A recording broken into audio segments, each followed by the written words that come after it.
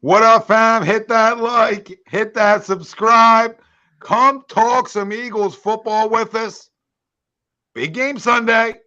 Let's go. Oh my God! I'm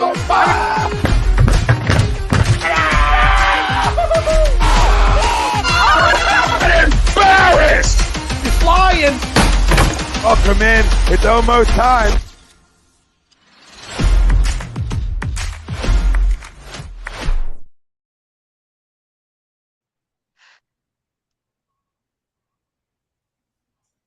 Welcome in, everybody. Here we go. Welcome in, everybody. This is HUD Wednesday nights, only on HUD Radio. Every Wednesday, we are brought to you by FanUp, and FanUp is the best way to enjoy fantasy sports, daily NFL contests, and more. Win great prizes. Sign up today. Use promo code A2D. You get $50 right at sign up, and you can download FanUp right on the Apple Store. Go download them. Use our promo code A2D. Get $50, a little walking around money to help you get started. Noah Eaton, Greg Milakovic tonight, Frank Vespi, Ralph Del Vecchio. I'm Tom Arnone. Everybody out there, welcome in. We'll do locks of the week at the end of the show. We'll go over all Week 17 slate of games. We'll give you your predictions with all of them. Eagles, Saints preview will be our main conversation at hand. We're going to get in our score prediction, chance for you guys out there to win $250, Venmo, Cash App, whatever app you use if you nail the score, and we'll give our offensive and defensive players of the game. Give some keys to Sunday's game. But our main topic at hand, which is our poll question, is the elephant in the room, and it has to do with, one, Jalen Hurts, and if he's going to play, do we need him to play?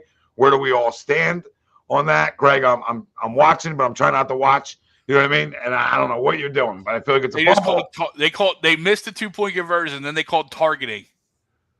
They call targeting on this? I mean, yeah, that's pretty much targeting. Yeah, that's pretty much targeting. Our poll question is brought to you by Baggio's Bread. They're located in Mount Laurel, New Jersey. They're home of the best stuffed breads, tomato pie, sandwiches, cutlets, meatballs. You can mention HUD Radio, and you get 10% off your in-store purchase. Baggio's Bread, Mount Laurel, New Jersey. Our poll question for tonight's show, Jalen Hurts needs to start Sunday versus the Saints. Agree or disagree? Let us know. Facebook, YouTube, Twitter, that's where we're live. Everywhere you get your podcasts, we're there as well. Hit the like, hit the subscribe, comment in. Give us your score predictions for a chance to win Venmo. We'll have Greg's 12 days of giveaways. Right? We'll have another wheel spin tonight for A2D members over on YouTube. You can still hop on the wheel. You become a member tonight before we do the wheel spin for a chance to win Sixers tickets, okay? Last night, not really a hot sell with the Flyers, but the appropriate time to do it on the Hockey Happy Hour. Tonight, a little hotter of a sell. When it comes to the Sixers. So Sixers-Cavs game. So become a YouTube member on A2D, and that is right in our description of this show right here. So you become a member and get on this the wheel spinny.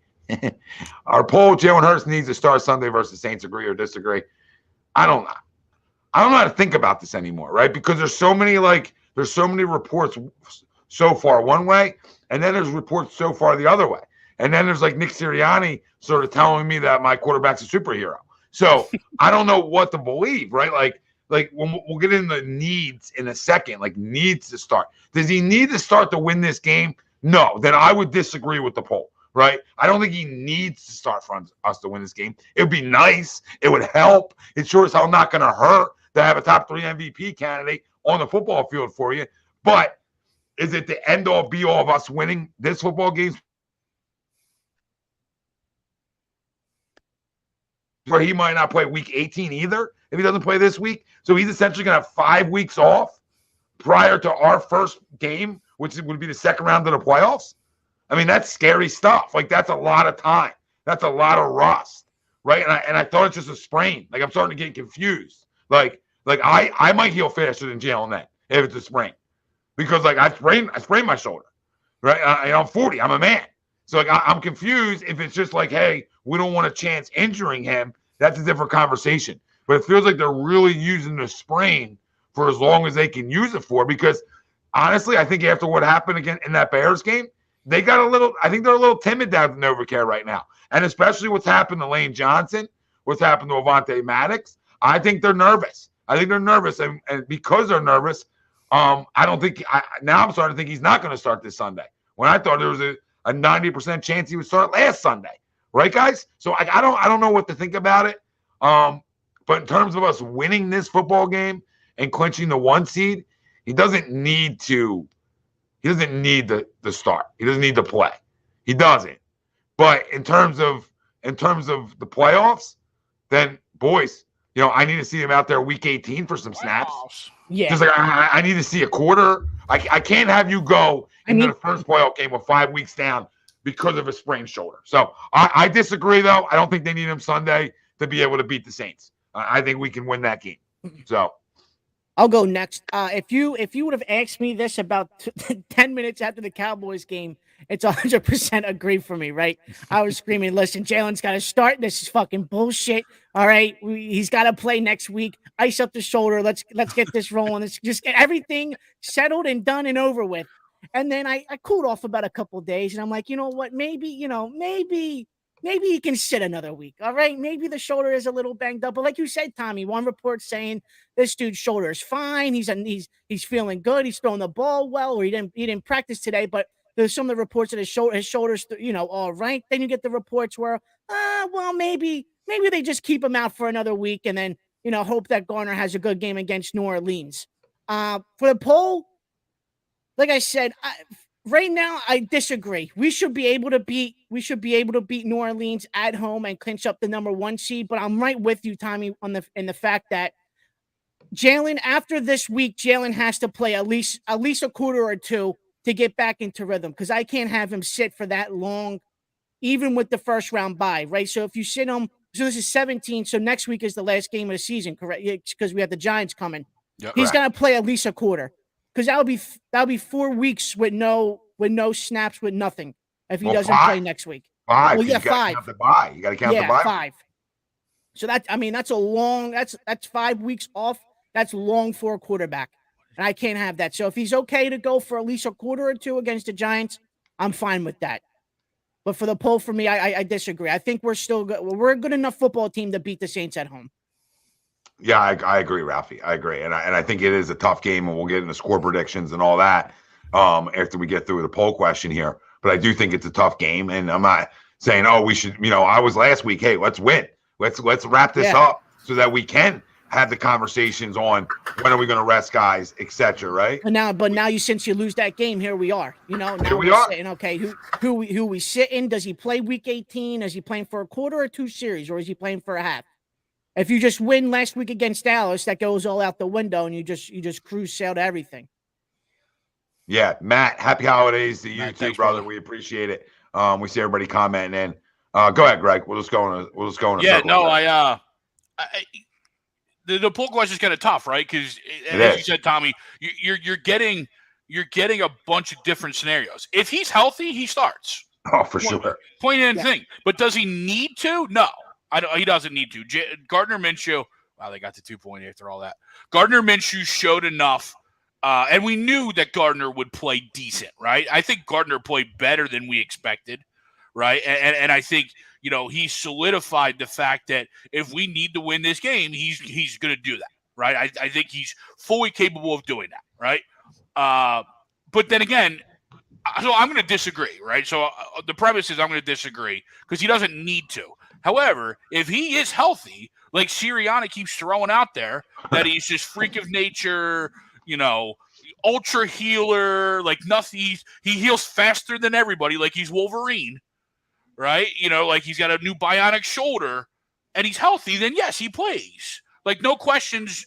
There's no ifs, ands, or buts about it. He's playing if he's healthy, but he doesn't need to win the game for me. So that's where I'll go. I'll disagree. All right, I'm surprised, right? Like I figured there'd be more. I didn't know which way I was going to go either, right? Like it's because it is tough, and it isn't a trap game. It's just a team that I think plays in dogfights, right? And they're not any good, but the Saints are a dogfighter, and they're still, they're still scrapping and clawing, right? But it's a game we should win no matter who starts. Like my needs for him to start are different, but I can still get those needs in week 18. That's why I'm not as hard pressed on it, because I'd rather than if you need the 2 weeks, then take the 2 weeks right now. Let's get you right so we can get you out there week 18 and you can see a quarter or 2 quarters of football. So like we talked about, you don't have 5 weeks off before the most important game of your career, which is always the next game. But that game is a little more important. So 3 disagrees to our poll question. We want to know what everybody says out there. Derrick Henry is not playing tomorrow. Thurman, he is not. So we want everybody's pulse on the poll, and if Jalen Hurts needs to start Sunday versus Saints, agree or disagree, and let us know, elaborate a little bit, because it's not as simple as just agree or disagree, right? There's a little more elaboration that needs to happen there. Noah, what do you say? Make it 4. I disagree. We don't need him. We don't need him to play for us to beat the Saints. This is what we need to do. Hey, Jonathan Gannon, wake the fuck up. That's what we need you to do. All right? We need our defense to not give up a 3rd and fucking 30. 3rd and 30. Inexcusable. We need our offense to not turn the football over 4 times. I don't care who's playing quarterback. You turn it over 4 times, you're going to lose almost every time. I mean, look, the bottom line is... No, let me ask you a question, because this was our poll question on Sunday, right? So, or Saturday night, sorry. On Saturday night after the game, was the 3rd and 30 was the main reason the Eagles lost Sunday or Saturday. Would you agree or disagree to that? It certainly didn't help. I mean, it led to Dallas coming right down to tie the fucking game. If we make that play on 3rd and 30, we win the game. Except, well, I just put the hypothetical gun in your head. What was more important of the reason we lost? 4 turnovers or 3rd and 30? What the hell was that? Back to the question. What was more important? Hey, Why we lost? Lily says good night. Good night, Lily. Good night, Lily. Good night, Lily. We love you. Guys, what was more important to you guys? Quickly. The 3rd and 30. The 3rd and 30. The 3rd and 30 losses the game. The 3rd All right. and 30 losses the Frank, game. The 3rd and 30. Okay, that's what I was trying to get at you. Frank, 3rd and 30 or the 4 turnovers? Oh, geez. I mean, the turnovers didn't help us, but 3rd and 30 was a huge turning point. Where you stop on 3rd and 30, you win that game. Yeah. It's over and that done. This is the other one. That whole drive, that included that fumble call, right? Did. It was the Yeah. same Weird, drive. Frank. That was Very weird. Because you're I- right, Frank. At first, I thought because they did point us. Yeah, they did Yeah. point it. And you know what the cool kids say? It's sus. It was sus. It What was, happened on that fumble? I think Frank, you know what? It that's took us back to what Kuma. Camus Cruji Hill. Remember when that happened? Yeah. Oh, Dallas yeah. too? Fumble. Yep. Yeah, was that the opening kickoff? Yeah. Yeah, they- not convincing. What was it? Not convincing. Fuck. What do they Recovery? say? Your recovery. Yeah. On the fumble. But yeah, the But third that and whole 30 killed us. drive was the The turning 3rd and point. 30 killed us. And to be honest, we were up 10. We were up 10 points 2 times in that game. It wasn't like Yep. we were up there once. We were up 10 points 2 times in that game, and we still let them crawl back in. Couldn't put them away, man. Could not put them away. No, Well, you I disagree, mean- right? Oh, I mean, I agree the 3rd and 30 was the nail in our coffin, but I mean, the 4 turnovers obviously didn't help, as Frank pointed out. I mean, look, coming up this Sunday against the Saints, as long as Miles can cure his fumbleitis, and as long as our defense can show some competence, I mean, the Saints, I mean, this isn't the Saints of 3, 4, or 5 years ago. Drew Brees is long retired. They don't have any explosive weapons. Kel, I don't believe they've scored more than 20 points. I think they scored 20 points only once or twice since October in a game. I mean, the bottom line is we better beat the Saints. I mean, I'll be really worried if we lay an egg against New Orleans, whoever plays quarterback. And I think we're up against it. Gardner. I'm sorry? we're up against it. Like without Lane Johnson, Oh, over no his doubt. career, we're 12-22. You know, it's not a good record. That's probably just as important as your quarterback. And now you're without your right tackle. You're without your quarterback. You're without your slot corner. You might get, maybe there's a chance you get Gardner-Johnson back this week, but I mean, we're really up against it with some injuries here.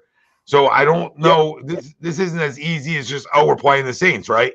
Like, we're gonna have some backups that need to play good football Sunday. So this is a tough game. This is a tough game. So I don't want it to seem like, because we all disagree that Jalen needs to play, that doesn't mean he doesn't give us a better chance.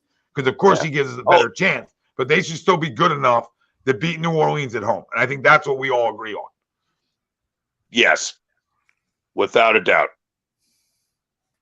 Frank, do you have anything different? I mean, going into this poll, like, I don't know what to make of Nick Sirianni's press conference. I honestly don't know what to make of it. Either it's some kind of ploy to throw New Orleans off their game, whether to have the game plan based around Gardner Minshew or have it based on a possibly returning Jalen Hurts. Honestly, I don't want Jalen to start this game, but looking at this situation, let me pull up the exact playoff situation they need. And it says, all right, so for this playoff scenario, to get that number 1 seed, the following needs to happen. Well, obviously a win, but you also got to include a Vikings loss, a Cowboys loss, and a Vikings loss, and a Niners loss. So a lot is on the table. Had we won that game on Saturday, we probably would not have to worry. But now, I don't know. You're without Lane. I mean, you have CJ coming back. I think the Eagles, I do think they will get the win against the Dome team and the Saints. I'm not too worried the Saints despite, defense and all that. But I think we do get the job done. And I think, they're going to play a lot hungry. They're going to play a lot angrier. And, I am anticipating Minshew playing. So I also disagree to the poll. Damn, clean sweep. Frank, I think all those losses. Yeah, I think all those losses we only need them if we lose. Yeah. If we win, we take care of it. Yeah, we win and we take care of it. Oh, yeah, we control our own one seed destiny. Outside per se. But last week was an important game. We almost had it last week, but the Giants decided otherwise. Well, I mean, I think the biggest question mark for us being a Super Bowl contender or not, and people don't give me 2017, okay? Because the people who are going to give me 2017 don't realize Lane Johnson played. Like we weren't missing Lane Johnson. It goes to the conversation. It goes into the argument now. I'm not saying that an Andre Dillard or a Jack Driscoll can't come in and step up and play good football, right? I'm not saying they can't play good football, but they're not going to not give up a sack, in however many games it's been for Lane Johnson. Like, that's not going to happen. That protection's not going to be there. Now, I know he did say he's electing not to get surgery yet.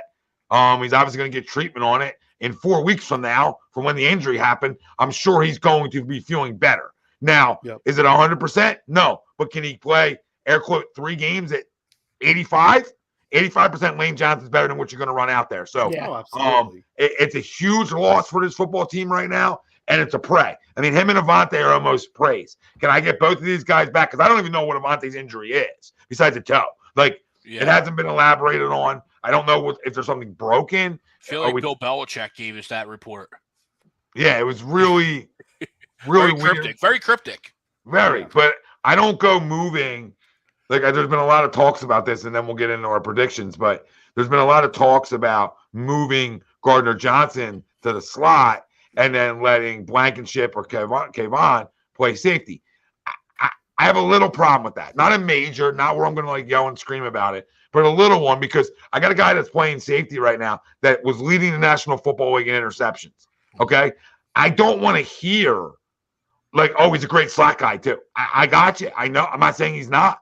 But when Josiah Scott was playing and Gardner-Johnson was behind them, our defense was still playing at an elite level. Yeah. We didn't really binocular Josiah Scott too much, right? Yeah. But I like having my back end as strong as possible, right? I like having a guy like Gardner-Johnson over top of Josiah Scott than a guy like Reed, who I don't think is a great cover guy to begin with. And Kayvon, who I do like you could maybe sell me because the kid's growing on me a little bit. Seems like he likes to tackle. He's always around the football. I'm starting to like the way he's playing, but I would rather go with a guy who started 4 weeks so far in Josiah Scott and Gardner-Johnson behind him. And I'm not a Josiah Scott fan. I'm just telling you how I would do it. We'll see what they decide to do once Gardner-Johnson's back. Would you guys out there, would you switch it? Would you move Gardner-Johnson back to the slot? I'll give you one last reason why I don't. Because your defensive alignments and your schemes are different from one position to the other back there. Like, it's different. It's different. So you took all this time to get accustomed with this defense playing safety. You got accustomed real quick, right, boys? And now I'm going to move you back to slot. I don't like that. I think I'm almost hurt in two positions by trying to help one. And I don't think it's. I'm leaving CJ. I'm leaving CJ right at safety. You're gonna slide back in, and he's been a ball hawk for us back there all year long. So why change it now, right? Yep. Why change it now? I'd rather have Josiah. Play this slot, knowing that I have a ball hawk and CJ back there to back him up if he gets beat over the top. So I'll take CJ back at safety and I'll figure out the rest as I go. Exactly. But knowing that I got a guy that had 6 interceptions before it was 5 weeks straight with an interception before he got hurt. Yeah. A guy that could, is an absolute ball hawk that we all know that to come back. Yeah, I'll just slide him back. I'll slide him back to safety and just let him be comfortable. Yeah. Yep. Good points, Ralph. I for the next 2 weeks, give it a shot. Right? You got 2 weeks of quote unquote practice, right? To see how it works, and then you can always go back to him playing in the back end come playoff time. But there's no one in the Saints or the Giants that's going to tear you up down the middle like CeeDee Lamb did, right? And Dak, right? There's no quarterback, wide receiver combination that's going to pick you apart down the middle like that. So if they're thinking about it, I give it a shot for 2 weeks. Play him in the slot. Because I do know New Orleans, one of their top targets right now is their tight end, Juwan Johnson, right? So he is one of their top targets, and obviously that's going to be somewhat down the middle, right, with your tight end. So I would give him a shot for the next 2 weeks, see how it plays out in real time. CJ down in the slot. And then pick your poison in the back end with either Reed or Kayvon, right? And see how that works out for the next 2 weeks. Maybe it's a seamless transition for him. And then you roll into the playoffs at least having done it before. You know what I mean? It's not something brand new that you're going to roll out for the playoffs if Avonte is out. And then if it doesn't work, if you're still getting, they don't like what they see from the tape, then you move them back and you play like you did earlier this year when you're right, Tommy. Everything was, you didn't know Josiah Scott was on the field for a lot of the times during the middle of the season when Avonte was already out. Yeah, for sure. Noah? I mean, I think you keep Gardner-Johnson, assuming he's going to be available to play on Sunday and return from his injury. I mean, he's got to play safety. I mean, Cal, if I had it my way, Josiah Scott would be on the bench. But I mean, if he has to be on the field, you put him in the slot corner and cross your fingers. I mean, the bottom line is this defense needs to be much more aggressive. Start playing man. Stop playing the zone bullshit. Get in people's faces, and let's get off the field on 3rd and fucking 30. There's too many times on 3rd and long that this team is not getting off the field against good quarterbacks. Now I know we're playing a trash team this weekend, but there's a lot of shit for a 13-2 team. There's a lot of stuff to clean up, and I know injuries are a big part of it, and of course there's a lot of guys we're hoping to get back for the postseason, but there's a lot of fundamental stuff that is slipping through the cracks. Whether it be fumbles and other missed assignments and just overall sloppy play the last couple of weeks. Yeah, and I think that's what happened. You're really down for a team that's 13-2. Wow. Yeah, well, listen, what else? And I get it. And don't get me wrong, some of it can be simply the ebbs and flow of the NFL season. All right, but we want to be playing our best football going into the playoffs. And No right question. now, I'm I not hear you. seeing Absolutely. that. No, I hear you. I mean, do we look? Our record may say 13-2, but did we look like a 13-2 team on Christmas Eve? I mean, we had our backup quarterback up, and we scored 28 points. Yeah. We didn't look that bad. I mean, I hear you, but 13-2 teams don't turn the football over 4 times.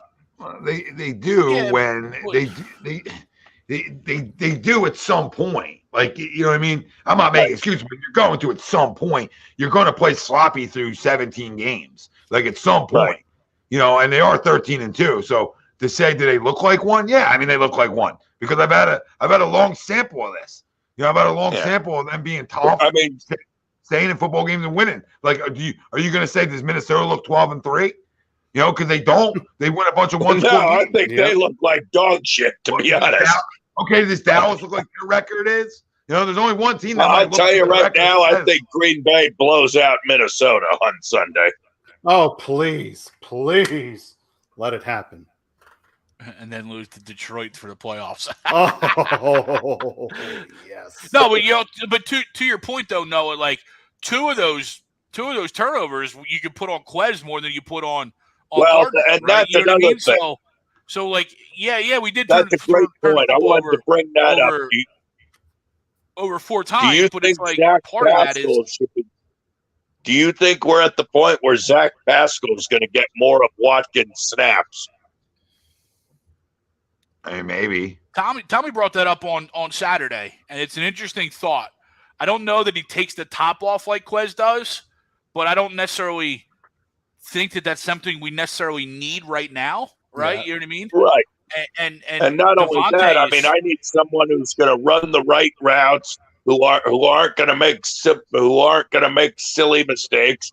And it seems like I don't want to say he's, you know, hearing stuff, if you know what I mean, but it sounds like he's hearing the footsteps a little bit. Why aren't you finishing the route? I mean, there were 2 separate occasions where he got out-fought by the D-back for the ball. I mean, I think that's what you get. I think that's what you get out of a guy who's a 6th-round draft pick.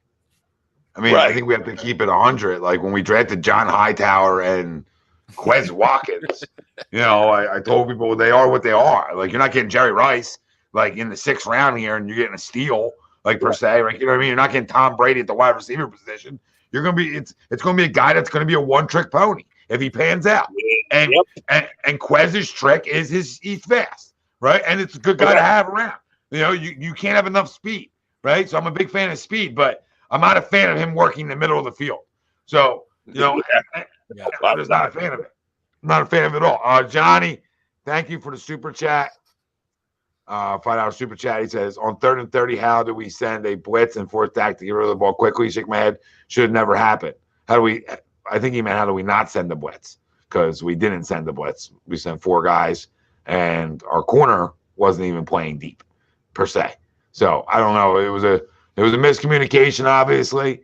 Probably not the defense they wanted to run out there. But that got rid of that ball. I mean, that play happened too quick.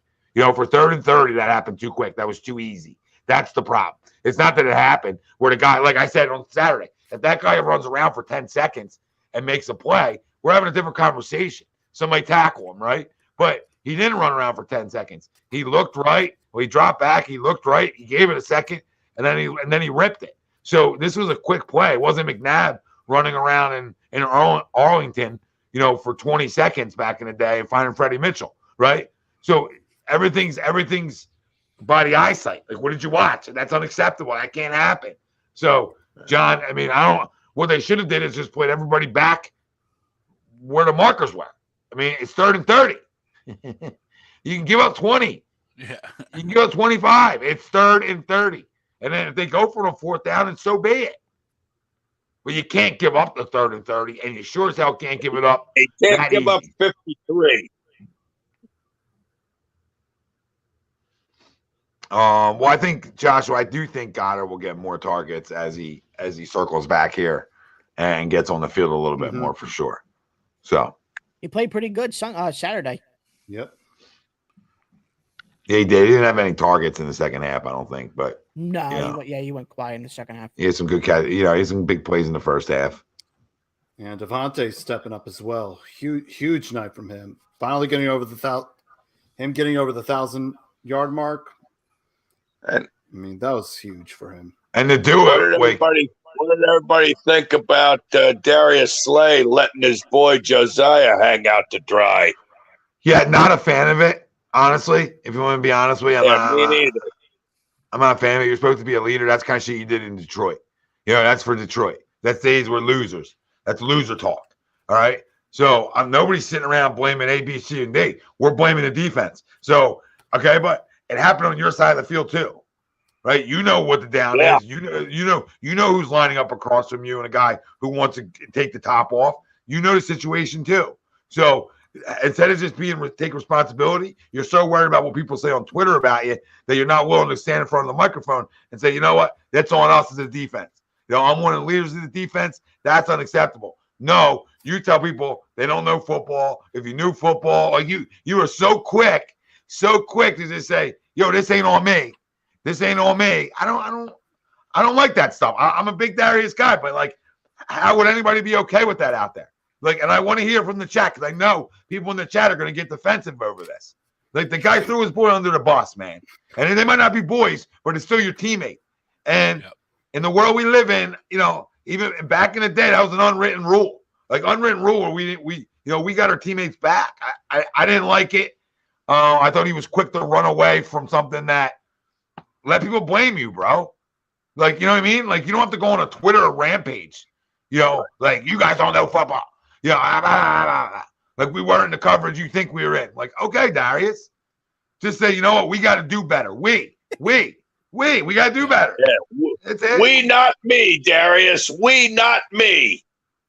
Yeah. He's got a little selfishness in him, and he hasn't been great over the past 5 or 6 weeks either. He's been pretty quiet. Been real quiet. Starting to slow down a little bit now. Yep. Getting older, man. It ain't the same. You want to give a guy a week off, that guy needs a week off. He probably needs a breather. Him and Bradbury probably need week 18 off. Oh, yeah. To be honest with you. So this game's important Sunday. We're going to give our score predictions, offense, defensive player of the game. We want yours out there for a chance to win $250. Venmo, Cash App, Facebook Pay, whatever you have, we'll take care of you. So if we win Sunday, we get the division and number 1 seed, correct? Correct. That is correct, sir. That's correct. What I thought it was. Now, how am I bashing Slay? Like, Rum, you would be a guy that goes and like defends that kind of shit. Like knowing your truths. Like, how am I bashing him? I'm saying, like, be a leader. Don't, like, people who watch the tape are going to go back and watch it will understand that, hey, that's not on you. Right? Okay? Essentially. But you still be a leader. You still take responsibility. You're a voted captain, whether you take it, whether it's yours or not. You know what I mean? We still love him. I said I love him. What is wrong with you, Rome? What is wrong with you? You're back. We love our team, Rome. We just love them a little more when they don't give up fucking 53 yards on a 3rd and 30. Yeah, like, I'm over that now. Obviously, I was able to vent that out Saturday. No, it's not. Yeah. No, any loss to Dallas doesn't sit well with me. You know that. No, it doesn't sit well with me either. So, nor should it. Nobody's bashing Slay either. Like, you guys know what a bash is? Like, I can really show you a bash if you want to get into a bash parade. Not even close to bashing. Like, Rum, have you ever played a sport in your life though? Like, I guess you were probably a terrible teammate. Whose fault was it? I'll answer you that question. The entire defense, all right? They play as a team. It's 11 on 11. Our 11 guys failed miserably on that play. And unfortunately, it cost us the football game. Rum, who was on that side? Who was on that side with him? Who was 12 yards off the ball when the snap happened? Was that me? Was that Josiah? Was that Bradbury? Was that Zeke McPherson or Zek McPherson? Good old Zach. No, I'm asking you who was over there. I'm not blaming it on him. I'm asking you who was over there. And if you can't give an honest answer, then you got a jersey and the poster above your wall, above your bed, and you jerk off to it at night. That and it's simple as that. That's how that works. I know people's truths. I know people's truths. I'll read right through your truths. Okay? And you're asking me, what does it mean? It means that I'm not bashing you. I'm telling you to be a good teammate. I'm not calling you a bad teammate, but that looks like a bad teammate. That's what bad teammates do. That's what bad leaders do. We have a better locker room than this. Be pissed off, be mad, and know I got next week. That's all. I love Slay, but I could do without the automatic deflection. He couldn't throw him under the bus quick enough. And then reversed it, ran him back over, and said, you know what? Let me go forward one more time just in case he's not fully deceased yet. Love you, Rome, but you're always reaching. You know what I mean? Just like you're reaching for your thing-a-ling.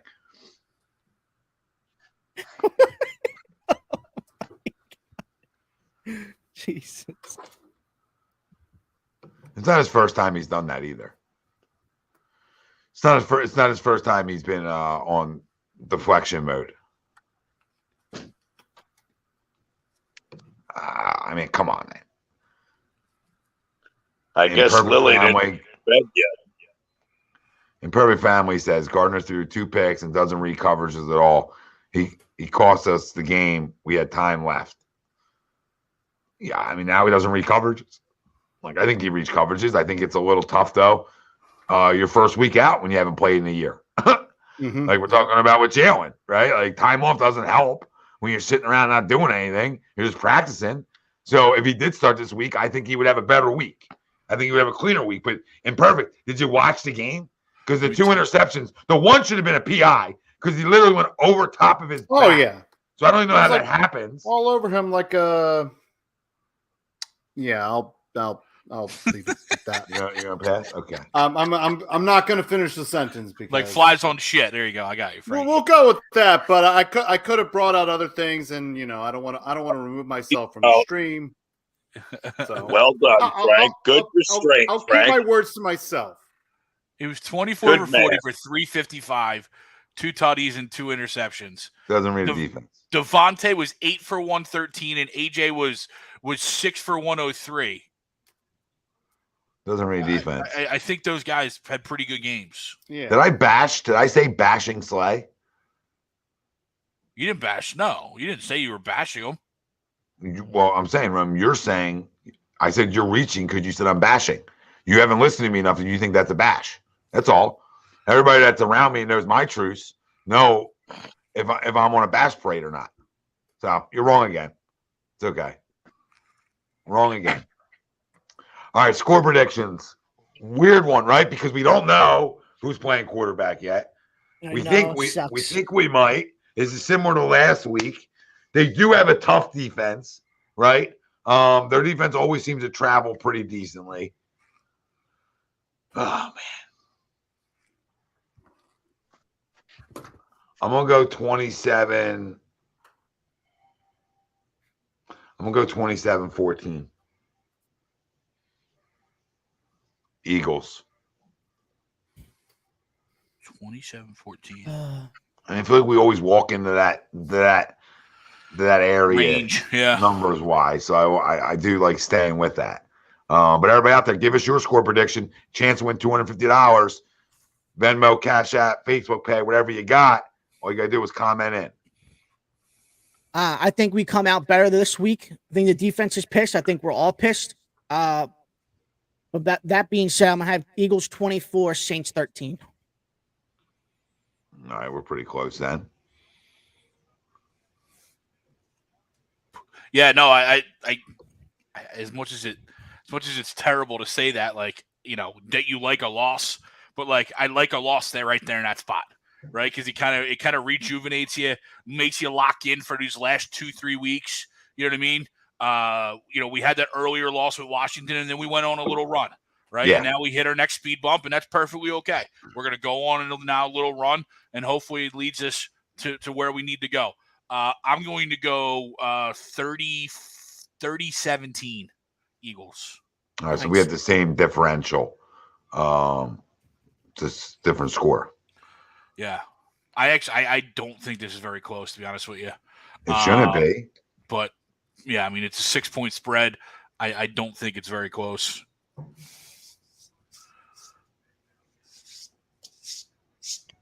Noah? Especially, too, sorry, real quick before Noah, especially, too, when your defense gives up 40, this defense should be seething at the teeth to get back on the field. Yeah, definitely you know what I mean? at home, too. And definitely at home too, yeah. And I think they're potentially weather I saw might be rainy on Sunday. No, I didn't see rain. It's gonna be like 55. It should be a solid day. Oh, okay. Yeah, I saw rain at one point. Oh, okay. Well, not anymore. So Well, perfect. I'm looking at I it think right the now. rain's coming in later. Well, What you you know how got, this Noah, for goes. score? You guys know how this goes, though. I mean, we're so early in the week. Yeah. You know, but Sunday right now, 13% chance, 55. But gusts up to 55. 30 miles an hour. So Yeah, I'm getting 10 to 20. So There you go. looks like it'll be consistent about 15 miles an hour. So something not crazy. You know, Yeah. we're not talking 30, 40. We're not talking Chicago wins out here. Yeah. Kicker saying, 31 yards, I can't kick it. Who's I that? can't Graham do it. Gano like, no. He's like, I'm out. Yep. I'm out. Not doing this. I'm not getting blamed. Punt it away. Rome, real quick, and then we'll get back to the scores. As I'm saying that I think that I think they're all significant, obviously, but I think that ends the game though. Like you get off the field there, you get the ball back, the game's pretty much over. There was 5 minutes left. Yeah. So you have a chance. 6 or 7 minutes I left. think it might be 6 minutes left. So you have a chance to get the ball back, and you go on a drive for a field goal. Game's over. So nobody has a crystal ball. I can't guarantee you that. But through it all, you still had a chance to win. I think that game, that play, because of when it happened, was the most important. And then you get the ball back and you fumble it again, and then you give it away again after that. So everything. I think that play was a real backbreaker emotionally more than the turnovers early on were, if that's fair. But I won't say that like turnovers weren't a big part. Like, you know what I mean? I just would give it a little bit more, like everybody on this show, a little bit more towards the 3rd and 30. Absolutely. Noah, Agree. what's your score? I got the Eagles winning the game, 23-10. I mean, look, the bottom line is we got to get it done this week. We got to tackle better, we got to cover better, and we got to hold on to the ball on offense. So I want to see us run that football, control the clock, and try to keep everybody as healthy as possible, because Lord knows we have enough health issues on this football team, and we can ill afford any more if we want to make a serious run at the Super Bowl. I agree. So let's go get it done. Look at us, Rome. Frank. And we're back. And we're back.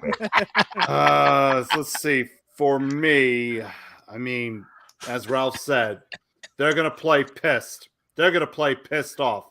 And I know a good saying, it's better to be pissed off than it is to be pissed on. So for that, hello, my score, I'm going to go Eagles 34-17. We get the job done. As I thought they I was say in high. down in New Orleans, laissez le bon temps rouler. Let the good times roll. We clinched the number 1 seed. Well done, Frankie. So now we got to get into our players of the game. And the bull comes through Philly. I love it. I'm going to go to my son again, Mr. Gold Jacket, who did eclipse the 1,000-yard mark prior to 16 games. Hell yeah. So he has a week to spare, and he did it. So next week's a real week, right? We don't really give week 17 or really 18 much credence because it's after the usual 1,000 yards. But if you get it prior, you get your love, and he should get his love. And last week gets in the end zone twice. He's been hot of me taking him, so I'm going to continue to take him. That's Devontae Smith. I think he gets in the end zone once or twice again on Sunday. Tell you what's crazy, Tommy, he's at 7 tutties.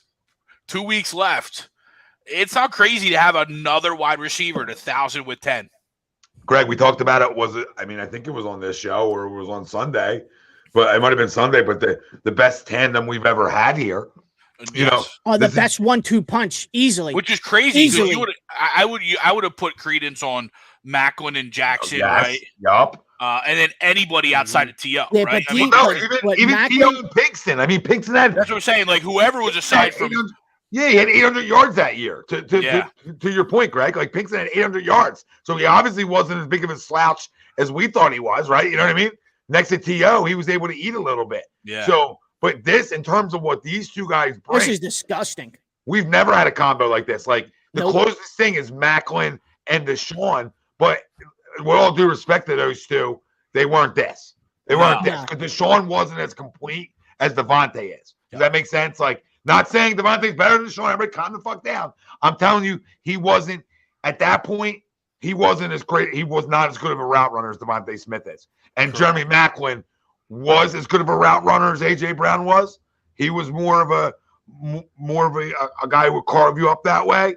But come on. I mean, A.J.'s a specimen.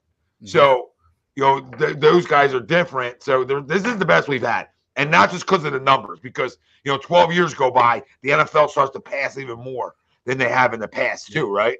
So, but we do run the football a lot, boys. So to say that we have these guys at these numbers with the amount of rushes we have, not only from the running backs, but our quarterback as well, it's pretty crazy to say that we have two guys over 1,000 yards, the chance of having two guys in double-digit touchdowns on the outside. Man, I mean, Devontae Smith, I know everybody gets all worked up because we could have had Micah Parsons. I get it. Dude, we hit a home run with this kid. We really did. Yeah, and to me, his impact is just as great as Micah Parsons is. Mm-hmm. And I think over time, it might even be greater. I do. I really believe that. Not that, and Micah was number one on my board, so I'm not running from it, right? But you guys remember who were 2 and 3 were. It was Devontae, Surtain, however order you guys wanted to throw them. And we all pretty were consensus. Like, remember talking about it, like all of us guys. In some fashion, those were 3 guys. Some jabrones that Kyle Pitts, way too high, etc. We'll see if he gets a real quarterback, what happens there. But I'm not in love with Kyle Pitts. So, but that being said, those 3 guys look like to be home run hits for all 3 organizations. And you miss on a guy like Micah, right? And then you go sign a guy like Hassan Reddick, who essentially is putting up better numbers than Micah Parsons this year. Right? He's playing out of his mind. He's playing out of his mind. And you would think, like, he had that rough stint with the Cardinals, but he had an actually great year with Carolina last year. Yeah, he had a pretty good year with Carolina. 14 sacks this year. Yeah. Who? Yeah. Hassan. Yeah, Reddick had a good year last year for Carolina. Yeah. I'm very surprised they let him go. When we signed him, and I want people's opinions on this, he was at 2 different organizations. This would be his 3rd in 3 years, right? And when that happens to players, when you're outside of it, right, and you don't know the guy one-on-one, you start to question. You start to have legitimate questions about what kind of leader is this guy? What kind of locker room player is this guy? It's almost the Gene Segura effect. Why have you been so many places? And not so many places, well, you've been so many places that haven't made postseason, right? So you start to wonder, is this guy a little bit of a piece of shit? You start to wonder. Or not even that, but are you a journeyman, right? Or are you just a guy, right? Well, what do they see? Yeah. What do they see about you that you get double-digit sacks, but they're willing to let you walk? Are you that bad in the run defense? Like, do you never want to get your beak wet? Doesn't seem like that type of player to me and what I watch. Not saying there's never tape on it. But what he's done is remarkable because it shows you, Ralphie, I'm not going to ever say Micah Parsons is a scheme guy, right? I don't operate like that. Because Micah Parsons is a different breed. I'm going to give everybody a favor. Go fuck your schemes because players play. Players make schemes look good. So I'm never the guy that says, this guy's the perfect scheme for him. I mean, it's perfect. You got to play the game, babe. Yeah. And this game's fast. So I don't care what scheme you're in. But what the thing about Reddick is he's now been in 3 different ones. 3 different ones. Shows you how good of a player he is. Yeah. All 3 of them he's in double digits. Yep. Micah said the other day he goes where Dan Quinn goes. So there's obviously a huge amount of respect on what Dan Quinn's done to help Micah Parsons release the talent, right? Because sometimes when you get a young guy, it's not about, this scheme fits him. It's about releasing it. Release the talent. And what we did to Hassan Reddick after week 6 or 7, right, boys, is we said we released it. We stopped dropping it back in coverages. We said, you know what? Go get the quarterback. And that's what he's done. He does that at an elite level. And it's I'm been hard consistent. pressed. I'm Consistent. hard pressed to find a better. Somebody tell me who's a better pass rusher in the National Football League over the last 3 years than Hassan Reddick. And I'm not saying it because he's an Eagle. I'm saying it because of the body of work for 3 straight years. Nobody's done it. Nobody's done it over 3 years. He leads. I assume he leads.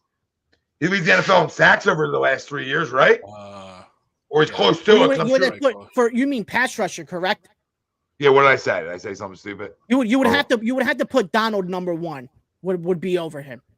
But not numbers wise though. What I'm saying sack wise, and obviously they're different positions, so those two are hard to judge, right? Yeah. Well, you are right. Hassan Reddick is in the top 3 in sacks in the last 3 seasons. The other 2 above him is a tie between T.J. Watt and Myles Garrett. Yeah, because both of them had like 20, right, or 19. Yep. Yeah, so I think TJ had that disgusting year where it was like 15 at one point. Yep. Wasn't it like he was at 15 at one point? And then like, this year he's third behind Bosa and Matthew Judon. Yeah, so other guys jump up and beat him out, but he's always in that number. And the funny thing is, the one guy's going to take a step back because the one guy hasn't played in T.J. Watt. So when you factor in 3 years, I would venture to guess that he might be up there. He might be top 2. Because Myles is still playing, obviously, and he's a freaking freak. But it shows you how good. Look at the companies in. Matthew Judon getting a ton of money, right? T.J. Watt getting a ton of money. Go down the list of those guys that are up there, or what kind of money those guys are getting. And so in reality, you got to sign Reddick for a deal. I mean, we got to sign Reddick almost cheap for some reason, and he shows you how special he is. Yeah. So, I mean, he's a special talent, and I think he's unlocked something. And that's why I'll give Jonathan Gannon credit for right now. He said go get the quarterback. And what's happened since then is we've unlocked something here in Philadelphia up front, and it's been electric. I don't know if you guys noticed what happened because nobody's going to talk about it. Nobody's going to sit back and say and actually have a feel for the game outside of A2D to say, do you see what the difference was? Because over the last 4 or 5 games, how many sacks have we had? It's a ridiculous amount of number. A ridiculous amount, right? And the big reason is because Hassan Reddick the last 4 or 5 games has been going one way like we begged for him to go all year. Yeah. One way to the quarterback, and he's unlocked this entire front. He's unlocked I think we had 6 against Chicago. I think we had 6. Roughly, I think we've had 5+ the last 4 weeks. A game. It's been disgusting. We have 6. It's been 26 years for me for Eagles fan. I haven't seen like this defensive line. Might be the best defensive line of at least in my lifetime for Eagles. Well, seriously, to that point, it's literally disgusting, dude. Yo, what about that? We might have 4 guys with 10+ sacks. Brandon Graham That's disgusting, dude. He needs 1 to get to his 10 sacks. And it's because of one guy. Disgusting. That's the amazing thing. The one guy unleashed it all.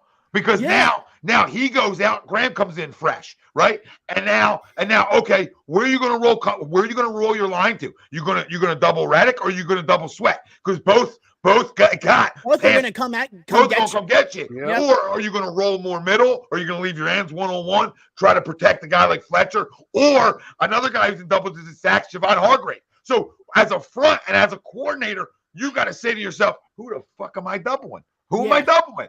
Yeah. Who am I doubling? And to all that, go ahead. Sorry, Greg. As you're talking, over the last 3 years, Sweat's number 18 over the last 3 years. That's a good number. Hargrave's 22. Wow. Okay.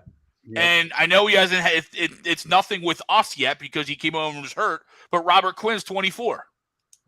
They have 3 top 30s? That's not bad.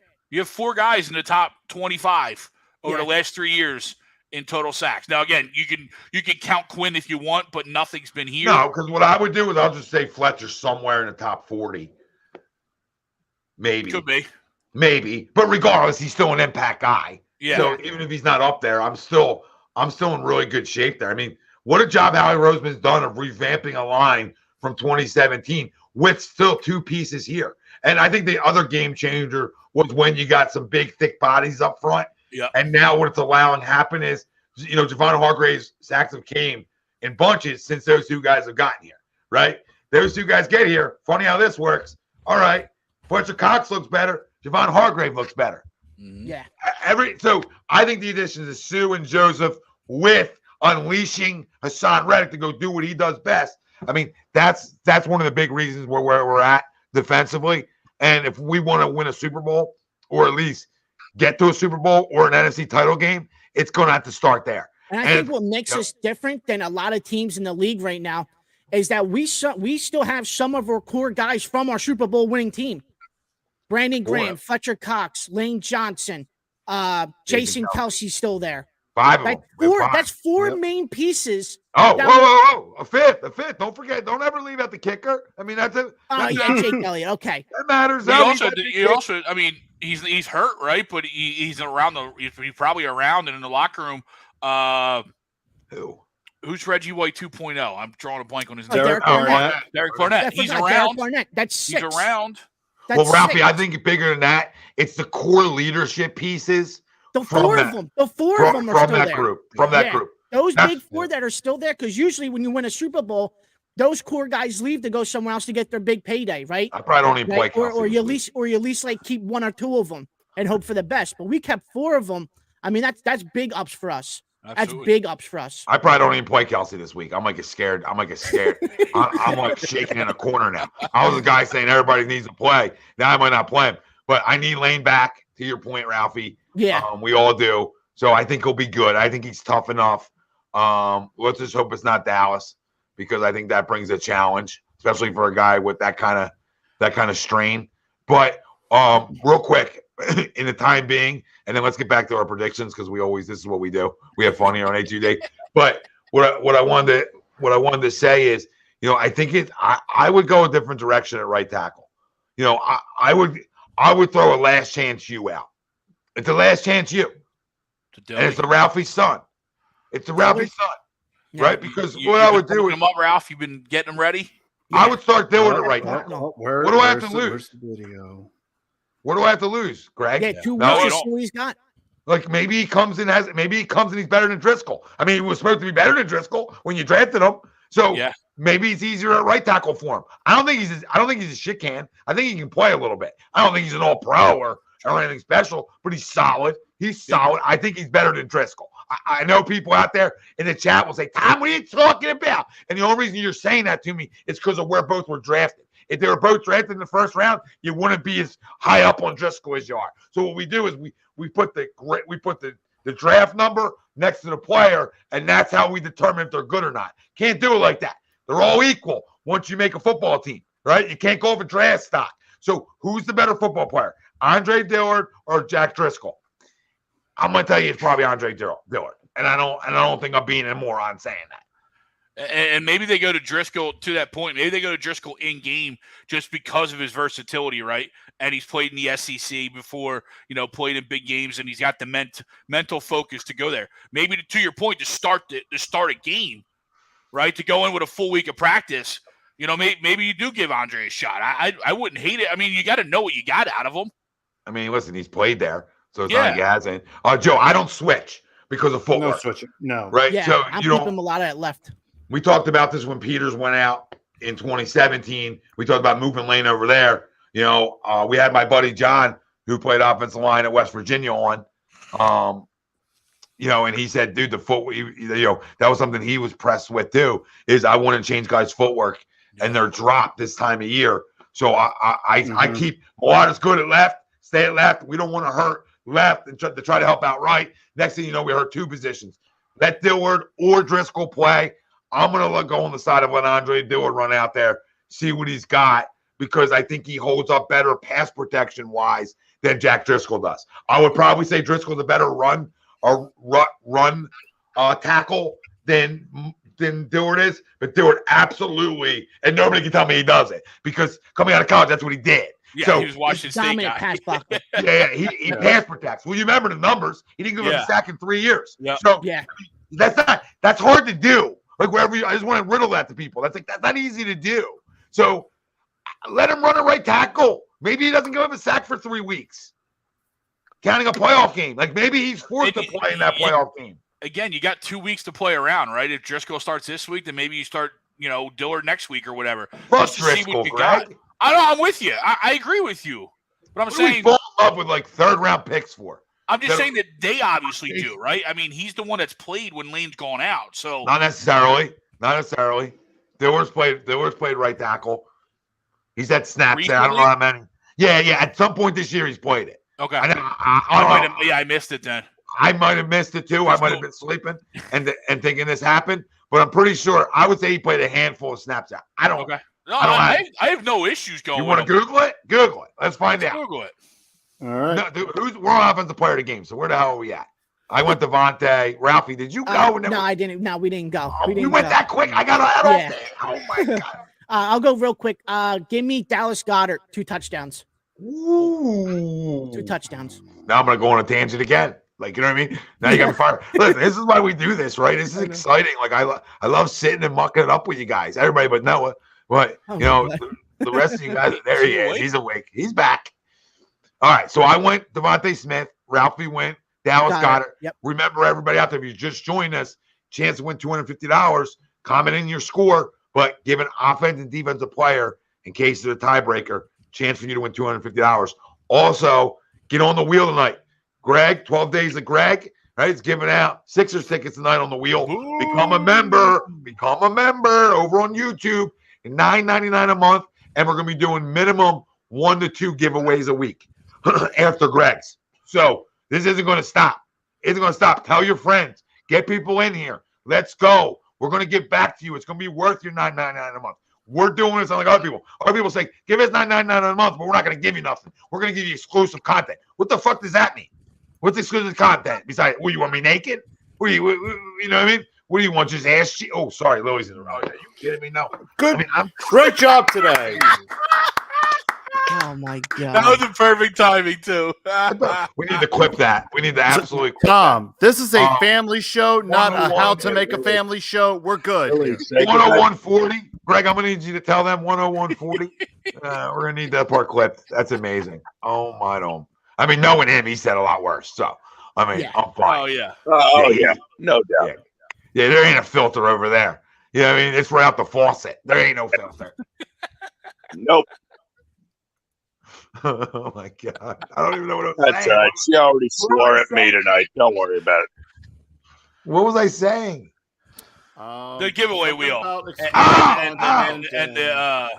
Yeah. Come get some exclusive content. Tom just shirtless. Tom walking around in a thong. Yeah, just showing the goods. No, become a member so we can get back to you. And plus, we're going to be giving back 30-minute stop-ins where you come on the show. I would love for the members, when we really get them going here, is to have a call-in show, members only, where guys can all call into the show. That's what I want to get to for an hour or two with you guys. But going to need more than 30. You know what I mean? We're going to need these numbers juiced up here. So become a member, get involved. We're giving jerseys away, tickets. When we get to Phillies time, we'll be giving Phillies tickets away probably once a week. Come on. Come join us. Stay for a while. And that membership is right in. Retro Boy. It's right in the description on YouTube. So Let's see another member tonight. We've seen Swoop. He jumped in. Retro Boy says, I'll pay $11.99 a month to see Tom stream in one of those Borat bikinis. Yeah. Wouldn't that be must watch? It's like HD. You know what I mean? It's like I can't even talk about it anymore.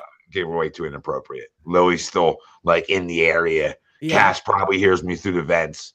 You know what I mean? Who Dad, got what's OnlyFans? Offensive player of the game, Greg. Who you going with? I'm gonna go. I'm gonna go Miles Sanders. All right. We'll go Bounce Miles back Sanders. game. Bounce back. Pussy. Okay. Well, what is, I'm joking, Greg. I'm good. Don't get rude with me. Yards, 2 TDs, and 4 fumbles. Relax. Oh, Rome. I didn't see you. Shit. All right. Look at you. Good to have you, baby. Thank you. So we got to get Rome on the wheel tonight, Ralphie. All right. We got to get Rome on the wheel. So Rome now added to the wheel. We got to add Swoop to the wheel too, if he's not on the wheel. Swoop's already there. Okay. Greg, what did I say? Because I joked around. Offensive player of the game. No, I was just no. I knew you were messing around. No, Miles has played. That's why I gave you a look. That's why I gave you a look, because he's been really good all year. And you're allowed to fumble a football once. He's put the ball on the carpet, last 2 weeks, and it's very unfortunate because especially this last one was at an inopportune time, right? We were potentially, on a drive to come back, right? And he was trying to make a play, and it happens. But I think he took it personally, by the way you saw him in the locker room, and I think he comes out, pissed off and ready to go. And again, I thought he ran really well early in the game against the Cowboys, and they kind of went away from him, for Kenny for a little bit. And not to say Kenny didn't play well himself, but they kind of went away from Miles, and I thought he was getting big chunks at times, and it seemed like they just went away, and it seems like they do that often, and it's kind of weird why. Well, they've done it for years. Yeah, it's true. So it's nothing new, and every team in the NFL does it. Like, if you really look at it, everybody does. Outside of Tennessee, when Derrick Henry's fully healthy. I guess they put every back on a pitch count, so to speak. I mean, for the most part. Think about it, dude. It's an extra game a year. All right, it's an extra game a year you got to deal with. And at the end of the day, I want my backs to be able to be the freshest they can be. If I'm a playoff team, whatever round I started, right? In reality, I want my back to have the freshest legs on the field because I need him to have a burst. So you got to almost have a pitch count with these guys. I hear you with that. The one series that really got Bobby, add him to the wheel, Ralphie. Add him to the wheel. Bobby Stevens, the goal line series. You have a goal line series with Kenny Gainwell. Either put Boston in there or Miles, right? Mm-hmm. Two guys that run straight. Correct. Kenny's jumping from the third, from the third, it's the foul line, and he's Jordan. You know what I mean? I have no idea what that jump was about. Cass has better jumps. Cass runs through the hole there. No knowledge of getting his head blown off when he gets before the end zone. But to the point is to your point, Greg, is we're all gonna get through that hole. But I don't think Kenny stinks. I don't think he's awesome. No. I'm lukewarm on Kenny Gainwell. I don't know what he is, but I do know they're probably trying to figure that out too. And I do know you need two backs in this league because Miles isn't built. Miles isn't built for 22 to 24 carries every game. Every game. Not off his track record of getting hurt too. Yep. So there's a lot of factors on why they pitch count him and why he does come off the field. Yeah, but down at the goal line, I need my number one guy. I need it. I need him down there. Well, listen. That should have been Miles' first down, second down, and third down. I don't disagree with you. But Kenny's done a pretty good job of running hard down there. This one's Ralphie, I agree with you. This one's tough to look at. I think if that's a playoff game, Miles is in there right there. You understand? Yeah. I think if it's a playoff game, Miles is absolutely in. I think the situation was we're also testing and seeing stuff too because we can. Not saying we're not trying to win, but if you can't get in from the 2 or the 3, come on. But I agree with you, Ralph. All things being equal, I want my number one guy run down at the goal line. But I see a lot of teams around the league that don't do it. And if it's not him, I think your next best goal line back is Boston Scott. Agreed. Because he's little. Yeah, I agree. And he's powerful for the little guy. He is. He got no problem, and Kenny has no problem with contact either. Right? Yeah. Right. So I don't want to act like that's a problem. But Boston's just so low to the ground already. I think he makes it difficult down there. Yeah. So, and I think another thing down at the goal line too is not having Jalen back there, to where this is going right to Kenny. Mm-hmm. There's no way Minshew's carrying. There's no way he's running this. It's going to Kenny 100%. But when you have Jalen back there, now you got it. Now it's 50-50, right? Is Jalen handing it off or is he keeping it? So that's another big thing down there too. No, you're right. You're right, Ralph. And that definitely hurts it. But it still doesn't. I still should score on that play because the hole was there. The 5-yard line from the hole was there. What are we doing? The hole was there. But listen, it's over with, right? I know it's Dallas, and I was mad. I know we were all mad, but it's not like we're still not holding on to the number 1 seed. Yep. That game meant more to Dallas than it did to us. That's not an excuse. We had a chance to win that game and we didn't. Okay, we didn't. That's the facts. Credit to the Dallas Cowboys. They got out with a win. Now I think if I play you a third time, I think you're in trouble. I think you're a little bit in trouble, but that's fine. We'll see. I think them, Minnesota, and San Fran. They're the teams. Yeah. Which one of those 2 teams is going to be left standing? I don't know. because Minnesota's going to play everybody in a one-score game. Everybody they play, it's going to be a one-score game. So you figure, if you got to go to Minnesota. If Minnesota has to come here, I don't know how it operates, right? Dallas, I think they give us a fight. San Fran, their defense is electric. And then I said Minnesota's got firepower. So it's not like Minnesota can't come in here and beat you. So everybody think that that's like a cakewalk. Like, that's not a cakewalk. We're different than them, but my dad's like, my dad said earlier, like, or Sunday, whatever. He's like, I don't know how Minnesota keeps doing it. I'm like, well, it shows you it's a sign of a good football team, though. Yeah. Like, as much as it's not like it's not glamorous. I think they're 11-0 in like one games now, one possession or one score games. Like they're 11-0, which is insane. If we did that in Philly, if we were doing that in Philly, we would talk how primed we were for a postseason run because of those numbers. Because look at us, you get us in these types of games, we've learned how to win them. Yeah. Yeah. And if you ask any coach that's ever coached, he's going to tell you once you learn how to do it, once you learn how to win those games, this league gets easier for you. So, listen, a lot to dissect. This week's going to be interesting. After we give out all this, we'll give out percentages again like we did last week of Jalen Hurts playing. We'll see how that ages like milk for some of us. But we still got to give our predictions for offense, defense, player of the game. What the fuck are you doing? Where are we at? Noah's up. Before Noah goes, because I got to use the bathroom. Does anybody have access to pull comments up, Ralphie? You do, right? I do. Yep. Okay, just want to confirm you guys can read comments for a few. Frank, all right. You guys can rock, paper, scissors on who hosts for 10 minutes. Time's yours. But I'll give you my defense because I usually go to the same guy. I don't know if he's playing, but I'm going to go CJ Gardner-Johnson. Now, I don't know if he's playing, though, because somebody asked, is he playing? I don't know. I think Eagles Slayer did, or Eagles Slayer. I don't know if he's playing or not. But I guess I'll go him. All right. Right? Or hold on. If he's not, do we know if there's a chance of him playing? Let me see. Because if not, then I'm just going to go Hassan. I'll just go back to Hassan then. Or do I go Omar Epps? Ooh. I saw Ryan commented in. He's a Michael Jordan. Michael Jordan. What do you call it? Gate over there.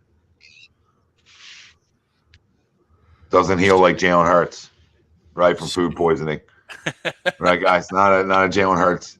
Not a Jalen Hurts, and not an MJ type guy. Not an MJ flu guy, right? You know what I mean? Like he brought up MJ today, so I'm thinking in my head like, all right, he's gonna gather himself. He's gonna put his own IV in. You know what I mean? Sitting on the show with an IV, trying to get your fluids, gut it out. I'll tell you one thing: if I have food poisoning, I ain't showing up. No. See you guys later. Talk to you guys. See you in a bit. It's been real. Oh no, I didn't mean that, but yes. Oh, I thought you were leaving. Yeah, you're an idiot. But that's fine. We know. This is well documented. Well documented by now. I also have a crumb that I want to get to at the end of the show because I can't wait till Sunday. And yeah, that's all I have. So read all some comments. We'll go over the games quick. We'll do Greg's wheel and make sure, guys, become a YouTube member for all our giveaways. Chance right now. You jump in right now. You're in it forever. You're on our member wheel tonight. Chance to win Sixers tickets. Just the beginning of A2D giving more than you give to your wife. All right? It felt funny. I don't know if it was. So if it wasn't, I apologize. I mean, if I don't get anything from Greg, I know it's not. I'm trying to read up on this Gardner-Johnson injury. Oh, you never found out, though, if Andre Dillard played right tackle once. You know what I mean? It just says he played tackle. It doesn't specify. Somebody's got to know. He's played right tackle. Somebody says, no, it was just for Mulata. No, I've seen him at right tackle. It potentially is true, but Pro Football Reference has all the stats. He's played 11, 15, 4, 5, but it just says tackle. It doesn't tell me which one. Sorry, I want to confirm something for sweeps. I'm out here. This isn't target practice for me over here. I don't want to say not everybody gives. Okay, there's a lot of great givers out there, right? But for the ones who don't, we're here to show you how to. All right, we're here to show you how to fill your Amazon cart up with deliciousness. Okay, that's all. Let's go. Love me a full Amazon cart. Oh, we know you do. I don't even know what that means, but again, felt right at the time. Frank, you want to go defensive player? No, your offensive player. Oh, yeah. We still didn't get to Noah. Did you guys do rock, paper, scissors of who's hosting for 10 minutes? Yeah. Why don't we just get the offensive player of the game out? Yeah, of the let's way, give the players first, please. Give me Dallas Goddard. He's going with me. I'm sorry. Yeah. Oh, yeah. All right. Oh, Frank? we got 2 Dallas. Okay. Frank's got a lot of people open. Greg, you took mine with Miles Sanders. Sorry. Who should I take? Go with Boston Scott. He fumbled last week too. Well, it's not going to be a running back, so I'm going to go once again to Uncle Rico as my player of the game. Who you going with? Uncle Rico, Gardner All right. Minshew. All right. Everything I'm reading up on the Gardner-Johnson injury is there's a chance, but he hasn't practiced all week. So I don't think he plays then. Yeah, I would be hard pressed to say he plays this week, but there's always a chance, right? You know what I mean? We know the NFL and their coy ways of how they play things. Tommy so defensive player of the game, we're gonna give Tommy Hassan Reddick. Yeah, that's even. Yeah, that's what he said he would go with if CJ wasn't playing. So Ralphie, who you got? I'm gonna go with the guy that Tommy bashed for 20 minutes. I'm gonna go Darius Slay. Has a bounce back week. Give me an interception for Darius Slay. Since you know how this works. Tommy bashes a guy on here for 20 minutes. He comes back next week and has a game of his life. You're absolutely right. Give me Darius Slay for this week's defensive player of the game. So CJ, I just checked Twitter real quick. Is eligible to come off of IR, and again, has played slot before, so they're kind of going, at least with the injury, going on that way. I think I'm going to go out for another week. It's possible, yeah. I'm going to go with my son once again, TJ Edwards. Just leads the team with tackles, but you factor, Alvin Kamara is probably their only weapon, along with Juwan Johnson, the tight end, as I mentioned earlier in the show. They have a bunch of just guys out on the outside, so I think it's going to be a heavy, rushing attack from Kamara catching the ball at the backfield, as well as Juwan Johnson over the middle. So I'm going to go TJ Edwards. Noah, defensive player of the game? Yeah. Who's up? I'm up. Yep, you're up. Yeah. Awesome. I will take, drum roll, please. Give me Josh Sweat. Ooh, nice. Good pick. Good pick. There you go. How about 2 sacks and a forced fumble? Yeah, what he had last week, he had a sack and a forced fumble. Well, he had the pick 6. Who had the forced fumble? Who did have the forced fumble last week? I think it was Hassan. I think it was Reddick, didn't he? Or was Reddick. Or was it Milton? Yeah, it was Reddick, and Fletcher couldn't drop on the fucking ball. No, yeah. Linval Joseph couldn't fall on the ball. Yeah, that's who it was. Joseph. Yeah. I'm sorry, Fletcher. Or they did, or somebody did fall on the ball. They did fall. They went Eagles ball, went the and then way. came back from commercial, man. And it was that is my biggest pet peeve. I hate that. Just fall on the ball, man. So, Frank? Frankie, who you got, buddy? I'm going to go with BG. He gets his double digit. I was hoping somebody would pick BG. I was hoping somebody would pick him. I'm not even the huge going into the year. I'm not the biggest BG fan, but he really won me over this year. Sad, right? It's crazy how long it took him to win me over. I still would have drafted Earl Thomas over him. Oh.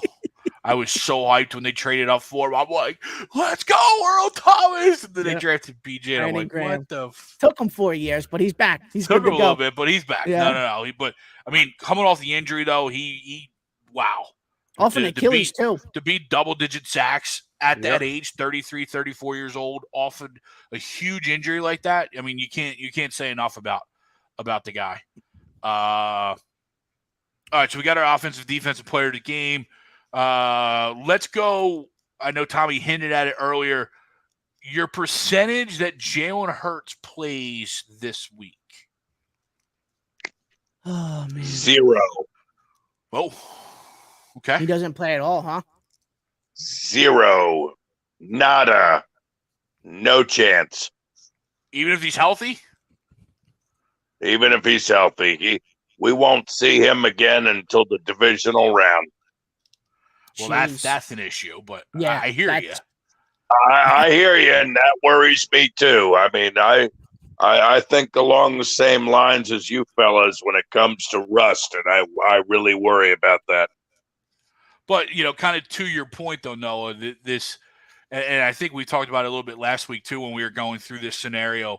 This front office and this coaching staff has always, at least recently, leaned on I'd rather have a healthy team than a not rusty team, right? So right, I think to more your or point, less that's where they kind of lean, right? Let's get everybody as healthy as we can. Oh yeah, I mean, much of the last 20 years, much of the last 20 years, Greg, this organization has operated that way. I mean, even with a lot of Andy Reid's teams, he tended to rest guys as soon as everything was clinched up. Yeah, and again, it's one of those, 6, 12, 12 or 6 or two sixes, right?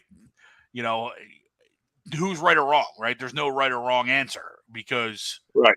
You know what I mean? There's no right or wrong necessarily answer. I mean, the way I look at it, my bigger concern, of course, we need a healthy Jalen, but my biggest concern, I think, is Lane Johnson. That is the biggest concern. 100%. 100%. He's the biggest concern. But for me, I'm going to give myself. Sorry, Ralph, real quick. But until he's ruled out for the playoffs, like this thing that he decided, like I'm not getting surgery so I can play, then I'm gooch, right? You know what I mean? Like go ahead, rest for a couple weeks. He's one of those guys where like there will be no rust. You know what I mean? Right. With him. And as Tommy said earlier, I'll take an 85% of Lane Johnson over 100%. Oh, absolutely. It is amazing night and day, the record when we don't have Lane Johnson to when we do have. It's night and day. Oh, yeah. It's not even really close. Stupid. It's crazy. Yeah. Think of what is it, like 12 and 25 or something like that? Like 10 and 25 something. It's something outrageous. Yeah, good. Yeah. Well, I mean, look at what happened when he got popped for the PEDs, or in the 2016. Wentz's rookie year, right? Yeah. We were 3-0, 3-1. Yeah, we were all coming jacked off that up. high win against Pittsburgh. We blew Pittsburgh out at home. Cleveland opening day. Yeah. We're all jacked up. Kill. He goes out, and our season goes. Right downhill. Right down the shitter. So go ahead, Ralphie. What do you got? I'm going to leave myself some hope on this one. I'm going to go 20. I'm going to go 20%. 20%. He plays on Sunday. All right. I'm a little bit higher than you. Just if I'm trying to read into what Sirianni talked about today, you know what I mean, and his love affair, which is fair, right? Your coach should be talking about your starting MVP quarterback like that. But I'm going to go. If he's healthy, I'm going to go about 40%. If he's healthy, again, back to the poll. I don't think he needs to, but again, part of my thing is if he's healthy, he's going to play, and I think that's where the organization's going to be, because that's what he said. That's what he said last week. If Jalen's healthy, he's going to play. That's why he kept it, until they actually went to Gardner and made the decision on Thursday. They left that caveat out there that if he's healthy, he would play. So Noah said 0. Frank, what you got? Yeah, I'm trying to make make sense of what Sirianni's saying. I'm gonna go 50-50. You know, yeah. 50-50. 50-50. Good old Right middle down guy. the middle. I mean, as I said earlier, you know, if Sirianni's going to be cryptic about it, that does give the Saints, you know, some finagling around to see what the Eagles might do on Sunday. It could go down to a game time decision when it comes to, you know, if Jalen's going to start or not. If that's going to be the case, then I expect the Saints to be completely caught off their game, and hopefully we get the job done. No, We better get the job done. The Saints are 6-9. Saints are tired. Nice. We will get the job done. We're gonna be okay. We're gonna be okay. We are fine. All right, gentlemen, I got to get up early. I got a call tonight. I wish you and your families a happy and healthy new year. All right. Happy New Year, brother. One, all right. Go Birds, and let's wrap up this number 1 seed. Yeah, Let's go, Birds. Nice little New Year's present. See you, brother. That's right. Good night, A2D family. See you, Noah. Good night. Have a good one, buddy. All right, let's real quick. Let's run through these slated games. All right. You want to pull them up? You want me to pull them up? I got them up. Okay. I got them up through ESPN. All right. Now, are we going to get to the games right away, or because I know we have a comment. I can't pull it up, but what you got? Well, Dynasty wants to see the video since we talked about him. What video? This video. Oh. In the arms of the angel, fly away from here, from this dark, cold hotel room, and the endless that you fear. That was spectacular. Brief intermission as we got the games. Jeez. Yeah. There it is. And thank goodness we all had it stashed. There we go. There we go. Just for your dynasty. Oh man. All right, so let's let me pull up the games on. And that was like 2 years ago. That was hysterical. Yeah. What was that last one? Frank, what was that last comment you had? The last comment? No. There was a guy with I think a Reggie icon. Oh, yeah. Please bet on a 6-8 against the Eagles, bruh. I need that tuition paid. Frank, do we have our numbers from last week? I can't remember. Did we give picks last week? We just ran through them, we just ran through them. Yeah. Okay. All right. So first game Thursday night, tomorrow night, we got Dallas Cowboys -12 visiting the Tennessee Titans. Apparently there is no Derrick Henry along with no Ryan Tannehill. Yeah, you basically have the Titans second stringers against Dallas. Dallas, please. Yeah. Apparently, you know, people are going to this. Titans are going to this game as a meaningless game. They're going to go into Jacksonville, you know, with the South on the line. Week 18. In week 18. Malik Willis season. Yeah. I mean, it would be wonderful if Tennessee pulls off the upset, but I don't see it happening. Yeah, I mean, Dallas wins the game, but I'm going to take Tennessee with the points here.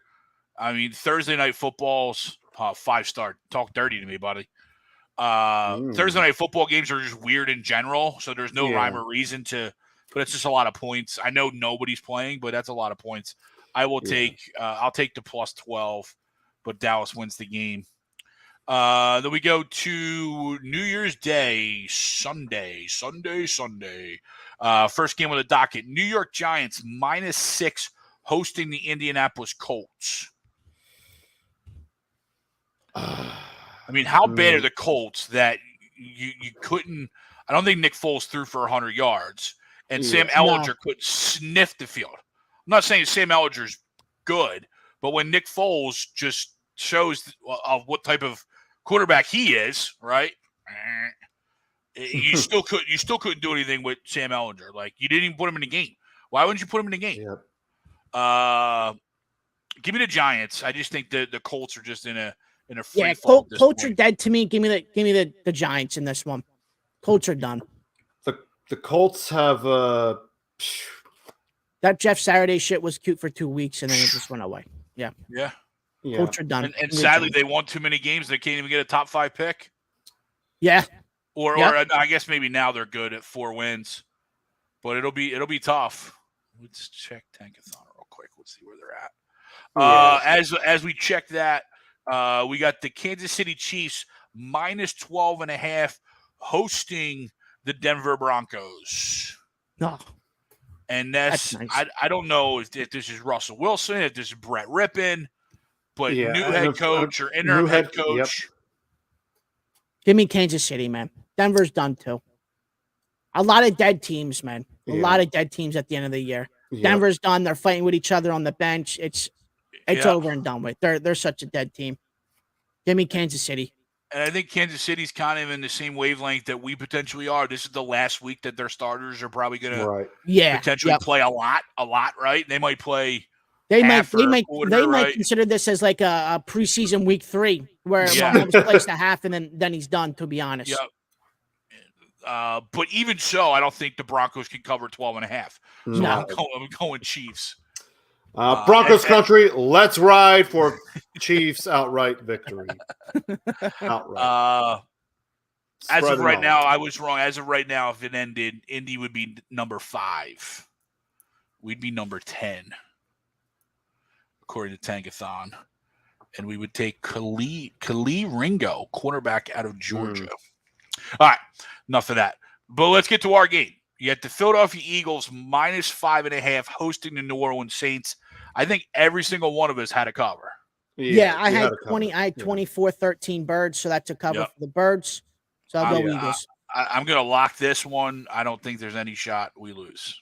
Yeah, I go 34-17. It's a cover for me. Yeah. Houston Texans plus 4.5 hosting the Jacksonville Jaguars.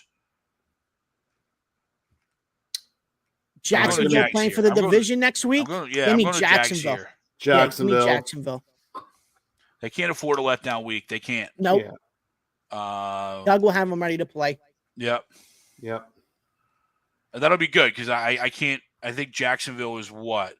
They are. Where's their record at? They're 7-8. So if they win this week, they'll be 500. If they win next week, at least they're a winning. At least you're gonna have a winning record. Well, I think they win if they win out. I think if they win out and Tennessee loses out, they win the division. I think. Yes. Yep. Yeah. And as he comes back on, kudos to Tommy for hitting on the Jags, saying they would make the playoffs this year. Well, probably the only one in anywhere outside of Duval County that would have picked them, right? I mean, I might be a year early, right? They're gonna make the playoffs. Yeah, I mean they still got to get in, right? But I might have been a year early, but they sort of hit that stride I thought they could hit. Oh yeah. Especially with a Doug Peterson coach team. I mean that's been true for years. I mean they played their best football after week like 8. I mean we did it here for how many years, right? Yeah. Where besides 2017 when we started off maybe slow and then all of a sudden we started playing our best football. I think the other side of it is that kid's the real deal Holyfield. Oh my gosh. I mean since what, week 8 he's been the best quarterback in football, like numbers wise. Yeah, and it's not close. And people laughed at the Christian Kirk signings and the Marvin Jones and the Zay Jones and some of those signings, Evan Ingram. But what they did is they went out and they surrounded him.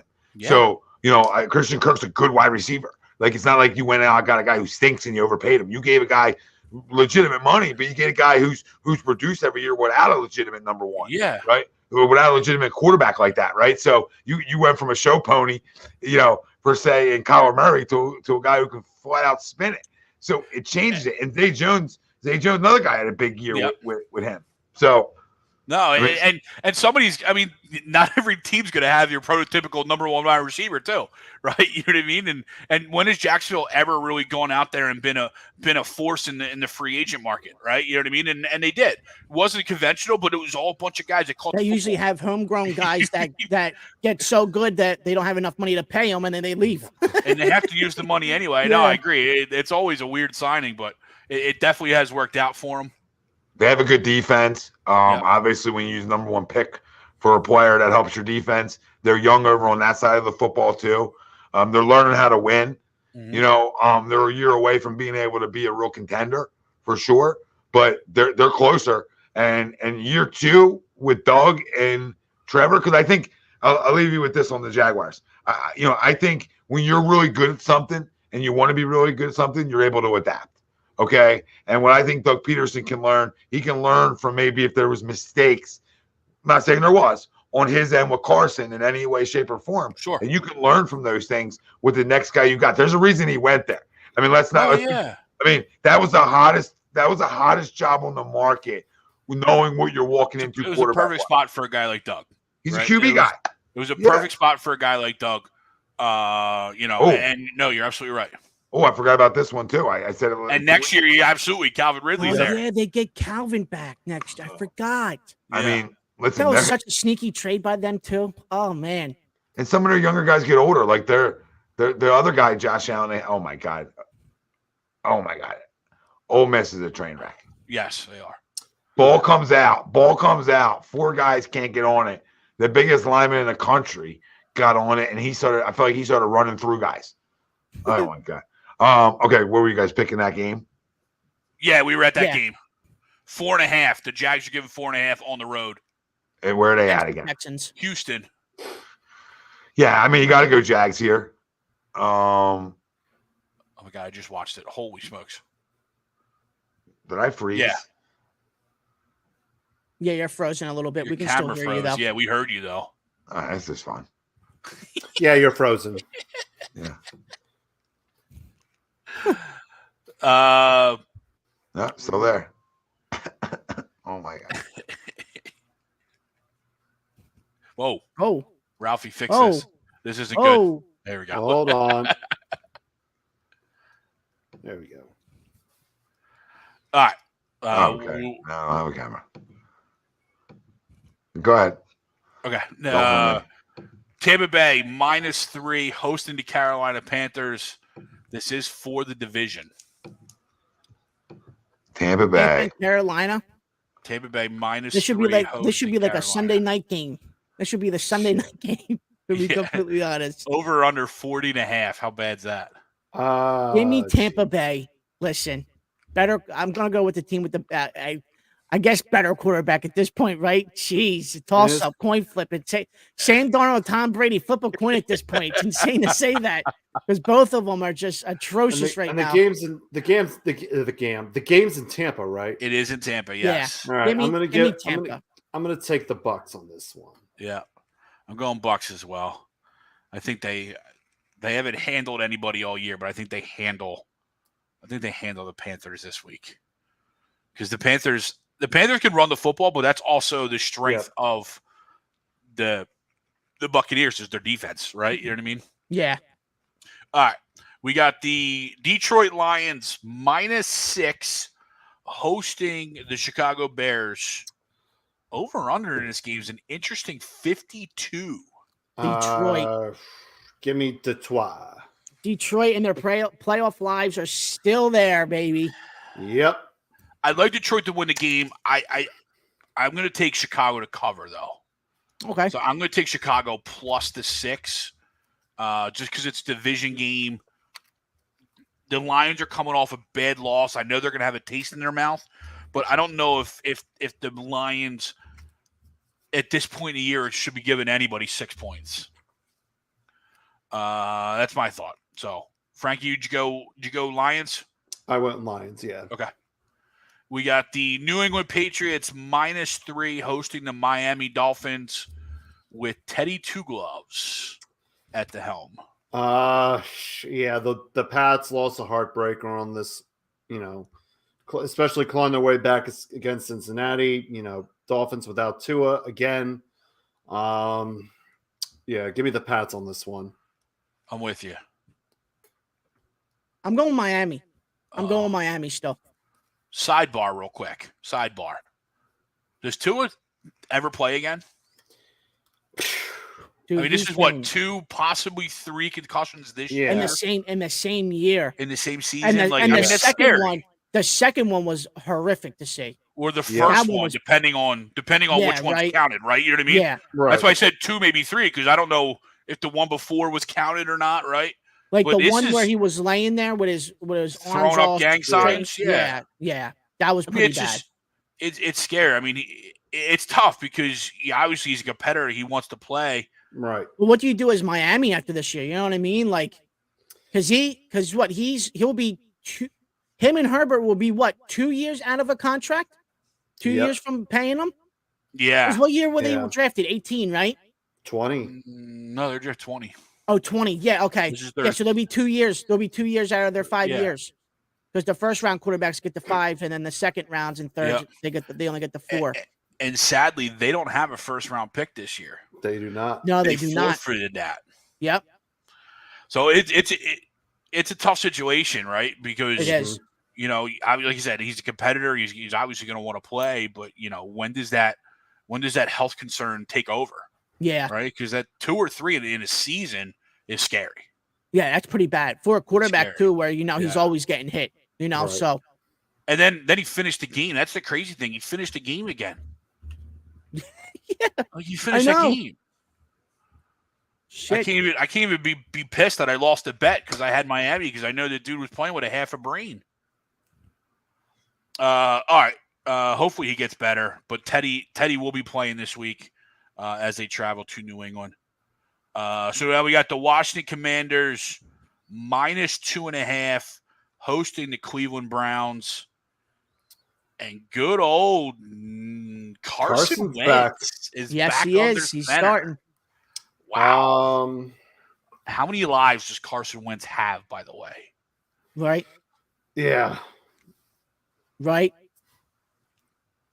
He keeps on coming back. Exactly. You know what? He keeps on coming back, and he's going to win this week too. He's going to win. And I also think the same thing. I think this is going to be like I'm going Washington. I'm going Washington. I'm going Washington on this one as well. I think we're probably going to see Carson Swansong as a starting quarterback at this point. I think Carson balls out these next 2 weeks. I know. That's what I think is going to happen. No. Well, yeah. I mean, they're going to get the playoffs. That's fine. But Carson balls out these next 2 weeks and gets himself a job next year. That's how many lives this guy has. And that's where I am, right? Like, I'm with you guys. I think this is like one of my biggest locks of the week is the Washington Commanders with Carson Wentz back under center. I think he's just going to spin it. Because here's the other side of that, too. I think he's watched what Heineke has done and what has made Heineke so successful. Yep. In getting the ball to your guys, right? You don't necessarily hold the ball forever. Live to see the next down. All stuff that is haunted Carson. And you don't always have to take the deep shot every single time, too.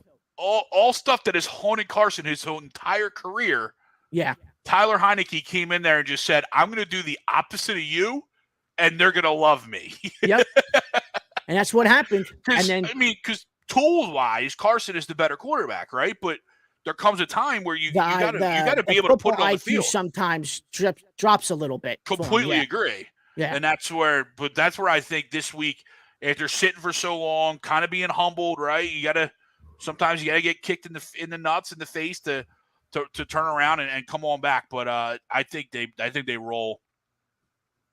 And plus the Browns, I just think the Browns are tough right now with where they're at with Deshaun. Like, what are you guys? Yeah.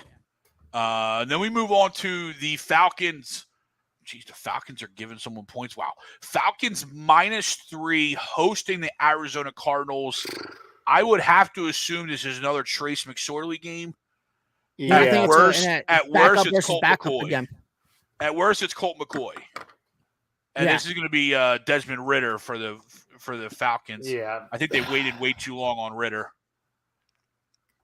Give me, you know what? At home, give me Atlanta. Give me Atlanta at home. I'll take the home dog. I'll take Atlanta as well. I somehow won a semifinal matchup with DeAndre Hopkins in my lineup and Devontae Smith not in my lineup. Oh, you won that game? I somehow won that game. Wow. That's how bad Arizona's offense is. Like, DeAndre Hopkins couldn't sniff a catch. He had one catch. And he had one catch, and I still won somehow. Wow. Amazing. I mean, thank you to Arizona's defense and Keenan Allen. That's where it came in. Keenan Allen had a monster game, even though he didn't get into the end zone. I'm with you. I'm gonna go Atlanta at home. We got the Las Vegas Raiders +10 hosting the San Francisco 49ers. Oh, 49ers. Niners, yeah. Jared Stidham's the quarterback now. Derek Carr's left the team. It's 49ers all day. Bose is going to eat. Yep. That's another. I'm with you. That's although I did notice, did anybody hear what happened with McCaffrey? I noticed I got an alert that he was changed to questionable this week. I did not see that. Did anybody see that? I did not see that either. I did not see that. Telling me. Yeah. I mean, I don't think it's going to matter for the game, but I think it potentially obviously matters for fantasy purposes. Yeah. Yes, it does. Yes. It does matter for fantasy purposes. If anybody in the chat has an idea of that, I got like a Yahoo alert because he's on my roster that he was changed to like questionable or something. So I still don't think that matters to them winning the game. All right. Next one up, we got the Seattle Seahawks +1.5 hosting the New York Jets. I think Mike White is back. Yeah, I think so. I think they're going to give White the nod on that one. I think White is back. And the game's at Seattle. Game's in Seattle. Yeah, 12th fan. Yeah, give me Seattle on this one. Yeah, Seattle. Seattle, please. I'm going to go the Jets here. The Jets have the better defense, and if Mike White is playing, I'm going to lean here on the Jets. I know they've lost 4 in a row, but I still think there is a path to them getting to the playoffs. It's not very good. But I think they bounce back on the road. I think that's my thought. So I'm going to go Jets here with the slim win out there in Seattle. Then we go a game we talked about earlier. Green Bay -3 hosting the Minnesota Vikings. I mean, if the game's crazy over, give me Green Bay. Green Bay with the You know upset. what? I really do like Green Bay this week. Give me Green Bay. It's crazy once again. That Minnesota is on the road as an underdog. Yep. As a 12-4 team. Yep. You know what I mean? 12-3, I'm pretty sure. Well, yeah, whatever they are, right? You know what I mean? Like, I mean, they were underdogs at the 12-3. You're right. They were underdogs at Detroit, and now they're underdogs here again. Give me the Minnesota Vikings. All right. We're going to put an end to the Aaron Rodgers playoff chances this week. So give me the Vikings. Like I said, second time is a road dog as a 12-3 team. It's kind of disrespectful a little bit. Tommy's back. Green Bay -3 hosting Minnesota, Tommy. Green Bay. Okay. I don't know why it's -3, so give me the Packers. Yeah, that's true too. We got the LA Chargers -6.5 hosting the LA Rams. Game doesn't matter. Game doesn't matter for anybody. Rams don't even have a first-round pick, right? So Yeah. Nope. who's at Detroit? It is now Detroit. It is Detroit, yes. Wow. That's fun for Detroit. Currently at number 7. Yeah, that's a great time. But no, I don't think it matters enough for either. So I don't know. Give me, obviously Baker's playing. Do the Chargers play all their guys? It's gonna be interesting. But they're still fighting for seeding, right? I think so. Yeah. Yep. Whatever. Give me the Chargers then. They're still fighting for seeding. I will take San Diego. A whale's vagina. Give me the Rams. You missed it? That go in? Oh, my God. No way. No way, dude. Dude freaking clunked it off the upright and it went in. They gave Oregon the lead with 19 seconds left. You got to be kidding me. All right, so I think Baker continues to play well. Baker's playing for a job next year, whether in LA with McVay again or somewhere else. So I'm going to go with the Rams. Well, let's be real. I mean, the way the quarterback position is in the NFL, I mean, he's a starter somewhere. Might be for a 4-win team, but he's a stopgap starter at this point. Sure, in his career. Absolutely. Or maybe he becomes, maybe you eat some crow, you grow up, maybe you grow. Who knows? Yeah. Ralphie, what game was this again? The Chargers -6.5. Oh, hosting Chargers. The Rams. I took the Chargers. Yeah, Chargers. Okay, sorry. Last one on Sunday is going to be Baltimore -2.5 hosting the Pittsburgh Steelers. I'd have to assume with that line that Lamar's playing. No, you don't got to assume anything. What you assume is their defense is the real deal. I mean, their defense is loaded. In terms of like this talent, their linebacking core. When you talk about the guy we wanted here, and you talk about Roquan Smith. Yep. So Patrick Queen, Roquan Smith. Their secondary is very good. Their front's obviously very, very talented. I mean, they're great defensively. If they get any offense in the playoffs, they're a problem. Who are they playing again? Pittsburgh. Yeah, Pittsburgh. Hosting Pittsburgh. Pittsburgh's getting better, with Pickett. They're obviously getting better. They're growing. But this game's in Baltimore. Yeah, give me Baltimore. I mean, it's probably a field goal game one way or the other. Yeah. I mean, this is probably a dogfight. Yeah, I'm with you. I'm going Baltimore. I'll take Baltimore. Ralphie, you go Baltimore? Yeah, yep, Baltimore, yep. All right, and then last one, Monday Night Football. Cincinnati Bengals +1 hosting the Buffalo Bills. Yeah, in Cincy. Yeah, I know people are going to be heavy Cincy here, and I get it. Buffalo's really talented defensively. Those things travel. They got Tre'Davious White back. Yeah, Tre'Davious White's been back for a few weeks now, so that matters. They're really good. I think that they'll get problems to Cincinnati's front on Monday. That's the Monday night game, right? It's the Monday night, Yeah. Yeah, they'll give some problems to Cincinnati's front. Can they hold up? No Lavelle Collins anymore. He's out for the year. So Cincinnati didn't have a good offensive line to begin with, but that's a big blow for them. Yes, big blow. That's their best offensive lineman. Now going for the year, Buffalo, they went up front, man. They went up front. I think they give them problems this week. I love the Bills. If there's a lock this week, it's probably the Bills for me because they've played good, right? They're also finding ways to win. They've been in like snowstorms in Buffalo. It's a shit show there. I think those types of things that they've gone through bring teams closer together. I mean, they're built to come out of the AFC. Do they come out? We'll find out. But so Cincinnati. But with no Collins, I think that they're the kind of injuries that kill your season. Oh, you take that ball from him? Right? They're the kind of injuries, boys, that kill your season. Yes, absolutely. That people forget about. Like, you know what I mean? Yeah, no, for sure. Two quick games I want to get your thoughts on. Lions -6 hosting the Bears. Lions 6. Now, Lions got to win 2 to get in. What do they got to win out? Yeah. They got to win out. They got to hope for some things. Yeah, they got to win out and hope. 6. Bears are tough, even though they stink. Detroit's defense is atrocious.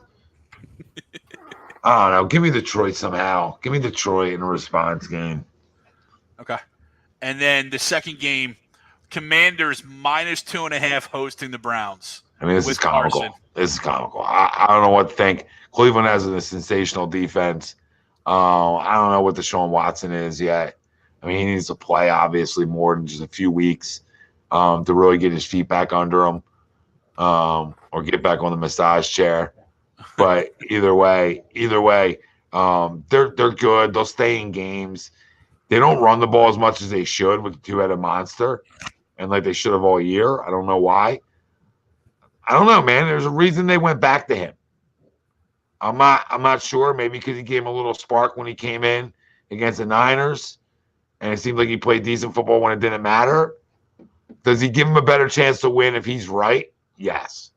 Yes, he does. He does. I mean, I'm not going to tell you he's better than Heineke. I like Heineke. I think he's tough as nails. But I don't know if he's the guy that you're gonna rest your playoff hopes on.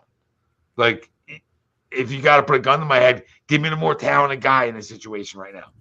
Because I just got to win a football game. Like, what do they got to win? 2, and they're definitely in, right? They got to win 2, they're definitely in, or 1. Yeah. Who's this? Washington. Well, Washington's got to win 2. They need a Giants loss. Yeah. No, because there's 7. There's 7 that get in. There's 7-7-1. The Commanders are. Yeah. They're in the 7 hole. Yeah. Washington. The thing for the Lions is the Lions need to win out, and they also need the Commanders and Seattle to lose one of these next 2 games, and they're in. For the Lions. You're right. The Giants and Commanders are both in. They're both in right now. We have 4 teams from the NFC East in, yes. Seattle. No shot. Seattle's behind them. Detroit's behind them. Green Bay. Yeah. And Carolina are the only ones that, I mean, technically the Saints too, but they're getting blown out. Yeah, Washington wins 2, they're in. Who do they play week 18, Washington? They play Dallas? Right? I think they play Dallas. They play. Yes, it's Dallas. They play Dallas, but it's at home. It's at home for Washington. Okay. I mean, and both these games are at home for Washington?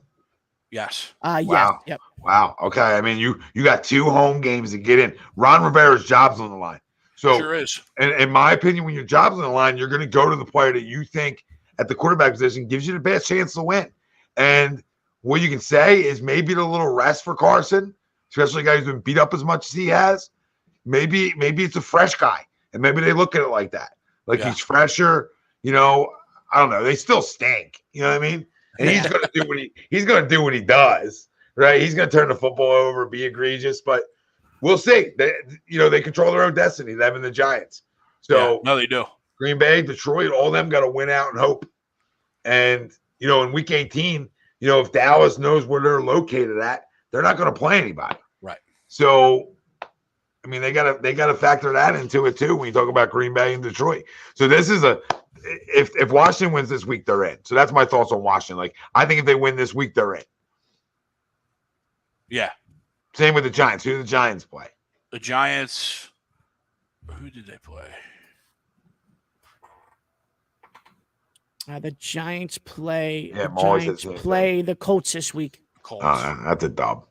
At home. That's a dub. And then the last thing we got, Tommy, before we move on, we talked about a little bit. Tua, obviously, in concussion protocol again. Does he ever play again? What are your thoughts?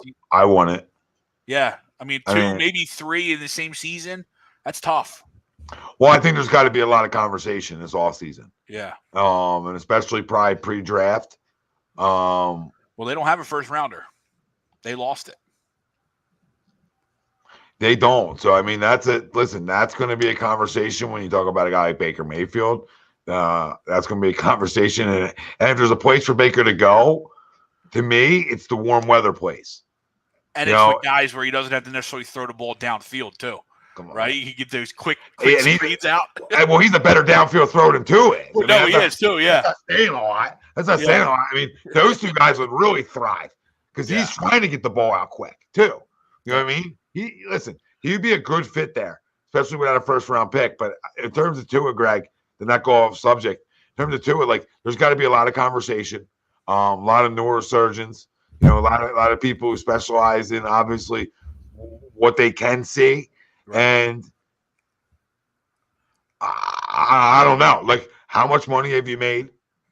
Are you set up for the rest of your life? Right. Go live the rest of your life. Because if you have like $15 to $20 million saved, get out of Dodge. Get out of Dodge, dude. You're good. You're Gucci. Because you can go be a coach anywhere you want to. Right. You can get into the game right now in coaching. Yep. Like there's other things you can do that still make you money inside football and be around the game. Right? We've all done it, Greg. Go back to Bama and be a grad assistant for a couple of years. Greg, you've coached. I still coach. Right? We've coached because when we stopped playing, we lost a piece of ourselves. We lost something that was special to us. Anybody that's played a sport feels this way, right? So how can I stay involved in it? How can I give back in it? How can I spread my knowledge to it? You know, and then how can I have the competitiveness that comes with playing still? And that's what comes with coaching, right? You have that competitive fire. You have that game day feel, right? All those things come back into you. So there's other things he can do. And I'm sure, how much money has he made so far? I mean, I'm sure we can pull that up real quick before we spin the wheel. He's due for a big contract. Well, that's if he's still playing. Yeah, I mean, he's a first round pick, so he got paid. It's not like, he signed a 4-year, $30 million contract. So and his guaranteed at signing was the whole thing. Yeah. He had a $20 million signing bonus. And it said guaranteed, according to Spotrac, guaranteed at signing was the entire contract. $30 million. Okay, and what's that through next year? That's through next year. Yeah. Yeah. So how much is on the books for next year? No, it doesn't matter. Doesn't matter. So essentially, the guy made $30 million. He's a dead cat for $10 million. Yeah. Okay, the guy's made $30 million. I get out of Dodge. Yeah. I get out of Dodge. I'm not a bust. I'm not a bust because I don't have I constantly got concussed. For there to be a fun, like, you know what I mean, like your competitive nature of like an athlete and a player, right? To be like, man, I don't want to be called a bust. I don't want to quit yet. Like I can still do it, and you know he's still young, so what's happened isn't going to show. Yeah, it's not going to show for a while. But guess what? At the end of this season, yeah, at the end of this year, he would have made 25 of the 30 million. So if we're thinking but it's a fully guaranteed contract. So I'm sure if he does retire, I'm sure they'll take care of him like most organizations do with the open money, right? You know what I mean? Well, listen, even if he walks away with $14 million, I'm saying $12 million, that's enough change that changes your life. So you're okay. You're okay. Yeah. You know what I mean? You don't even have to ever work again. You don't do anything. You can go sit at home, right? But I would absolutely contemplate it. I don't know what he's going to do. It depends what advice he gets from the people that he puts his faith into. Yeah. So, but you guys want to get it's a scary situation though. Like, you know, listen, one time happens, you know, you start getting 2 or 3 in a year. That's a problem. Yeah. No, absolutely. Because you could die on the field. And that's not good. Mm-hmm. It's like Michael Irvin with the neck. Yeah. Back in the day. You know what I mean? Like some doctors are telling him, like, dude, you get hit the wrong way, you're paralyzed. So, you know, that part of it says, okay, I made enough money. I did what I had to do in this game. Now, Tua hasn't done what he needs to do, but he's made enough money. Sure. So, you can't make a decision based off of that either. But unless he's like Allen Iverson, you know, he's probably got at least $10 million left. And he doesn't come off that way. Yeah, if he doesn't have $10 million left, I don't know what he spent. You know, I don't know how he spent $15 million. Oh, that's not a flag. In 3 years. You know what I mean? He spent $50 million. Yeah, $50 million. And he doesn't seem like that kind of guy. So, yeah. It sucks. But you guys want to get to the wheel? Absolutely. Yeah, wheel or your crumb, either or. That's the last two left. Well, you know what? I'll save my crumb for Sunday because that's a lot. It is about give you guys a little taste, a little preview, right? Like they do in this business. It's about Empire Carpet. Because sometimes you don't know who you're talking to on the other end of the line. You never know. So I said today, I could go to my following, which is way more than you guys have on social media, and we can play this game. I don't really want to do that. But I will, or I'll just ask them if they want to advertise, and I'll tell everybody how they freaking blow every time I do a read, and they're paying bills here. You know what I mean? And they're paying bills, Ralphie, you know what I mean? And I'm just cursing them off. But they have a judgment day tomorrow to make things right. Okay? They wanted full payment. Gave my deposit. They wanted full payment before installation. Excuse me? That's not how this works. You install it. I make sure you installed it right. Then I give you full payment. I got a water heater put in. They didn't say, hey, pay before I put this in. I gave you a deposit. You put it in. We look at it. Here you go. Here's my card. Right? That's how it goes. I didn't like that. Then they told us they were short carpet. They didn't have carpet for the hallway or the steps. Then they told us today it was going to cost us an extra $1,400 to get that carpet in. What'd you say? Lennon said, what'd you say? Why don't you say that back to yourself and let me know how that sounds? Why would we pay extra when all our stuff's already been accounted for? Complete mess over there, huh? Yeah, we have a contract. We have a contract. What are you saying right now? So I told him today, listen, time's yours. I said, I didn't want to put my dick on the table, but I will. And what I'm going to tell you right now is I got a really good lawyer. Okay, a really good one. And got a following that would love to hear about it. They love story time on A2D. So you tell me how you want to go about it now. Now after this is over 24 hours of this. Okay, Ralphie? So now it's at the point where my 40 phone calls yesterday where you jerked me off and I had guys hang up on me. I'm telling you, it was atrocious. Worst customer service I've ever dealt with. All right. And I didn't ask for a discount until the 40th call yesterday. Okay. Not one word out of my mouth was, can I get some money off? Oh, today it's time's yours, guys. You guys want the deal or not? You want the deal or not? Because what you put us through is a joke. You told me Friday you were coming to drop off carpet. I said, what do you need to drop off carpet for? Then they said, oh, we're also going to need full payment. I said, I'm not paying you. Without the carpet here. Are we okay? They never showed up. They never showed up to drop off the carpet. So I said, you made me miss work. You know what I mean? Because you told me you're going to be here in 10 minutes. Never showed up. So then Tuesday, they're supposed to lay the carpet. Not enough carpet. Are we okay? What happened? What happened? And then you want full payment? You want full payment? So I would give you full payment and the job would have been done. Does that make sense to you? I tried to tell the guy, does that make sense to you? So I want to see that they got enough material to do the job before we start talking about full payment. Yeah, but why would I pay you full if something's halfway done? Okay? I need you guys to wake up over there. I told one guy, keep your feet where your feet are, bud. And I told the other guys, you would have loved it. You guys would have been dying. Leonard was dying. 9 o'clock in the morning. We went to AC for one night. Cass gets sick, right? Cass gets sick at home. And we get a call at 8:30 on the hotel line in the morning. When I said, Len, sleep all day. Sleep till 11 o'clock if you want to. Grammy and Pop Up are watching them. Get as much sleep with dark out blinds as you can. 8:30 in the fucking morning. Okay? 8:30 in the morning. They're not going to lay the carpet without full deposit. Okay, we'll give them full deposit. Oh, they don't have enough carpet. They don't have enough carpet? Okay, well, we're not giving them shit. So then, like, dude, amazing. Amazing. I said, when you guys all sit in your meetings, I want you to do me a favor. I want you to get all your lies right. Right? Get all your lies right. That's it. Because your lies are all over the place. One guy tells me something, another guy tells me something else. So when you sit down, just make sure that all your lies, you guys know what lies you're telling everybody. Everybody's on the same page. Yeah, we have to be on the same page. Because this is, I thought this is a Mickey Mouse company. This is like a Mickey Mouse type corporation bullshit.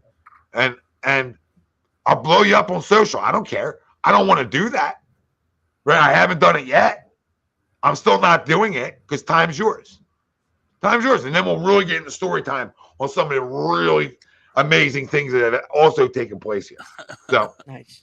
That's my semi-crime. Real time. Empire Today, they're called. Go fuck yourself for right now. Until tomorrow. And then maybe you redeem yourself. It is wheel time for all our HUD members over on YouTube. You can still become a member, get into the running on the wheel tomorrow night. And after Greg's done, how many days you got left, Greg? 4? 2 more. Tomorrow and Friday. Thursday. Okay. Oh, yeah. Friday, yeah. Thursday, okay. Friday. So when it's over, we'll be doing another 2 wheels minimum a week. Well, what? 1 minimum, 2, and then hopefully 2. We got Trey Turner jersey tomorrow. Nice. Phillies tickets. Wow. I might have to sneak my name up on the wheel with for a that. $25 gift card to Baggio's to help with the tailgating to end it off. Nice. So what's tonight? The Sixers tonight, correct? Tonight is Sixers. So Cleveland Cavs at the Philadelphia 76ers Wednesday, February 15th, 7 p.m. at the Wells Fargo Center. Lower level tickets to the Cavs game. Ralphie, as always, we're going to spin the wheel twice. First one is not the winner. We're just warming the wheel up. Shenanigans. Prism, good. He's not even in town anyway. All right. All right. Here we go. Time, baby. Cleveland Cavs at the Philadelphia 76ers. Watch, it lands on February Prism 15th. again. If it does, Don't we'll say get that, we'll Brett. hook Prism. It Oh lands on my Prism. God, it did. Oh my God, it did. That's Hold on a crazy. second. Hold on. I'll take care of Priz. Let's Hold go on. again. Let me look at the wheel. Everybody hold the phone. Let me look at the wheel, Ralph, please. Because I might have to make an executive decision. Because we got to make sure whoever this is an in-town cat that can go to the game, right? We know Todd is. We know Rose is. Okay. We don't know about Bobby. I think Bobby might be close. Rome, I'm not sure about. 40 boy Prism, we know is not. So Well, if they can't, what they can do is they can hit us up. We'll take care of them, and we can give out the tickets to somebody in the wheel once we get rolling in the new year. All right, spin the wheel again, Ralph. I'll go fuck myself. No, I hear you. I don't know if we're gonna be able to figure that out. No, I was just curious. Curious in case it landed on somebody that wasn't. 40 boy. 40 boy. I don't know where the 40 boy is located. So hopefully he's located in the area. You can go to the Sixers game. Yep. If not, 40 boy, hop into the DMs. All right, Bobby's in Northeast Philly, so Nice. Okay, Bobby's local. no, I think Umberto won. Shenanigans. I think Umberto won, Dad. Umberto won last night. Yes. So when you Everybody Devlin, that's you won win, recently, I have too. been taking you off the wheel so you don't win again. It's just for Greg's, when you get back to my wheel, all right, I'm Tom Jerky. Don's not even a member, and he's fucking talking about Yeah, Rick. Don's got a lot to say. You know what I mean? A lot to say. Now he's a little feisty this week, Ralphie. Yeah. Because he got pounded up as you know what for 4 quarters. Devlin won the Jalen Hurts jersey. So Oh, Devlin nice, Dev. hop Nice. into the DMs, and Umberto won the Flyers tickets last night. Good Yes, job, you did. you two. Good job, you two. Let's go. Big time members for a long time. Love to see you guys being Yes, taken absolutely. care of. All right. Don, grow up. All right. I'm all lined up. Did you hear what Campbell said though? All That jokes was aside. great. Dude, he said it. Wilkes. Yeah, he said the Wilkes. Yeah. He's like, that's a real ass kicking. That's a hell of a job. And Yeah. I'm like, I love this guy. You just got your doors blown off essentially, and you're giving praise because they did a great job. I mean, Lane Kiffin should fucking punch himself square in the dick. I mean, don't even point for a first down, you idiots. He's not even close. Greg's DMs, Dev. Greg Malakovic. All right, Greg. Slide in. Greg got Slide awkward. on in. Greg got awkward. Greg got awkward. No, Dev, I'm not adding Don down to the wheel. He doesn't deserve the wheel. All right. Nobody's been in the chat more than Don. And he should be in the wheel, but he should also, now I told Don, if you don't have it, inbox me and I'll get you on the wheel, but he has not done that. So if you then we assume you have it, Don. You know what I mean? You're playing hardball like Empire. All right.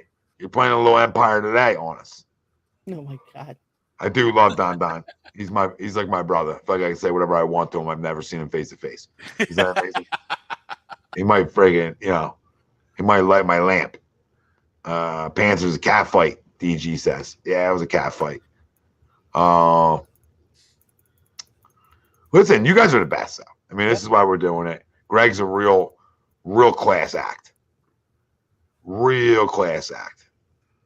I mean, he's getting you lower level tickets. Yeah, trying to help out the fam. Trying to take care of them for taking care of us. Ralph would never do that for you guys. Oh my God. Shut up. Give me a break. Ralph will be buying like Magic tickets. Like you're gonna go see the Magic. It was $12.99. I mean, it's a great deal. You're gonna see the Magic for $15 a ticket, sitting all the way up. And the with the banners. With the Yeah, banners. up at the, what do they call it? The ambassador section, right? Yeah. All the way up at the top. Yeah. Ted, you have to be a YouTube member. So $9.99 a month. Okay, $9.99 a month. Right, you get The description down below. It's in the comments. It's in the comments, right in the description. Right there, you're good to go. And Just only, scroll down. if you're watching on YouTube, it should say at the bottom right-hand corner, it should say hit join or so like join. There's a join button. If you just click there, it should send you right there as well. Yeah. So Ted, go do it. Go become a member, Ted. I mean, because like I said, Greg's got giveaways. Well, no, it's not. Well, Just for you. this one, Yeah, 2 more giveaways nightly. All right, and then we'll get into 2 a week. 2 a week. Come on, Mo, come back, babe. It's not just going to be Mo. It's not just going to be Philly stuff.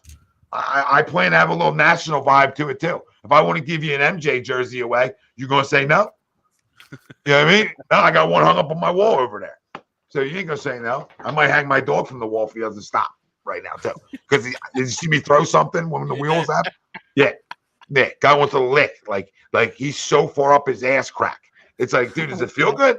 Does it feel good? I feel like it might feel good for you. Yeah, Dad, he's got an Instagram. I don't want to speak for him, but Greg, you want to speak for your fucking self? I'm trying to figure out what my handle is. Greggy3. Greggy3. Jesus Christ. I mean, does that not tell you? That's like 1998. I mean, that's like a 1998 That's handle. such a MySpace fucking pass. It is. Yeah. That's like you have no idea what you're doing. You're like, you're so deep into it because you're just starting. You're like, I don't know. I guess I got to put a number I'll after switch it. the username. 10 years fucking goes by. It's still that. Or you can find me on Twitter at CoachGreg03. Wow, another 3. Guy thinks he's Iverson. Always. Yeah. I would lock you down. I would lock all windows and doors on you. Probably. Yeah. Well, even more so now. But yeah, definitely now. We're talking primes. We are not talking. We are not talking now. I mean, we could probably have a great catch together. You know what I mean? We had a great catch. Yeah, definitely. For like 3 throws, then the shoulder's out. I'm done. Oh yeah, not me. I could fucking go all day. I tried to throw the golf ball in the lake because I was so pissed off I couldn't even reach. It didn't even go in. I'm not even laughing at you, but that's funny too. But Don says Molly wants a TY jersey. That shit. So that actually pissed me off. I freaking hate TY now because he said something before it too. He was saying whatever, he could be an asset to him, and I think he is an asset to him. Look at this guy. Don't come around me, please. But no, big week, guys. It's weird, right? We're in like a weird spot right now where we feel like we've clinched, but we haven't clinched. But we did clinch, right? It's like weird. So you're trying to get through it. Then you're dealing with key players that are important and getting hurt. So you almost don't know what to do with your hands. That's why my hands are moving right now. So what I would say to everybody is, let's just go find a way to win a football game Sunday, and let's get some guys right, man. Let's get Lane on some good shit. There's enough modern medicine in 2022 where you could play with a tear or something. You know what I mean? And you can feel really good. I mean, for sure. I know the NFL don't jack you up like it used to, but I gotta assume you can get a cortisone shot for that. When ready. You know what I mean? You're not going to get it now, but when ready, there's got to be some kind of shot, some kind of pain, some kind of pain shot of some sort. But I don't know. I'm not a doctor. It's just, just a guy. Stayed at a Holiday Inn Express last night. No, I didn't even stay there. I stayed at Harris. There you go. And they took my pants. You know what I mean? They took my pants. Vegas is coming up. Can't wait, but also not excited. No, because listen, dude, forget the table. Over. I don't like the tables anymore because I just think they don't have enough open anymore. Where we can get this all day. They don't have enough open, so I'm crammed in. Not a fan of it, so I'll just play fucking slots. And if I take a beat, I take a beating. If I get lucky, I get lucky. It's the same way on the table. I have no control on the table, even though I think I do. Even though I think I got control on the table, I don't have control of shit. Unless I go in the poker room, that's probably the most control I'm going to have. And when you're there with a significant other or your buddies, it's hard to go to just the poker room. Sure. So to me, it's like, you know what? I'll be like Grandma Del Vecchio. Oh my God! Just hit the button. Hit the button. Take the bus down the Harris. I gotta pee. Let's go. Let's get out of here. Shut the fuck up, Greg. We're before 12 o'clock. All right, look at us. I know. I said I gotta pee. I know. I was telling you, shut up. Last thing, Phillies are a joke that they got him at 85 wins. Whoever came up with that, Vegas. projection. Yeah. Yeah, that's cute. I don't care. The Harper's out for 2.5 months. I don't care. The lineup's still really good. Yeah. Lineup's still really good. Pitching staff pretty good. So we'll see. We'll see what happens. I do like the rumors of Zach Britton. You can talk me into Zach Britton for the bullpen. Oh, absolutely. Do like those rumors. Absolutely. I know it's far fetched, but any rumor with Rafael Devers ending up here in Philly, sign me up. Greg, I would do things for you. You know what I mean? I would. I don't get too. We're not past 12 yet, but we'll just leave it there. I love me some Rafael Devers. Boston's offense wasn't their problem the last couple of years. No, it's been their pitching staff. But no, I would love a guy like Zach Britton. The more arms back there I can get. I do like the signing of Craig Kimbrell. If you look at his numbers quickly, we'll get out of here before 12 o'clock. If you look at his numbers quickly, he's done a tremendous job last year versus everybody but the Diamondbacks.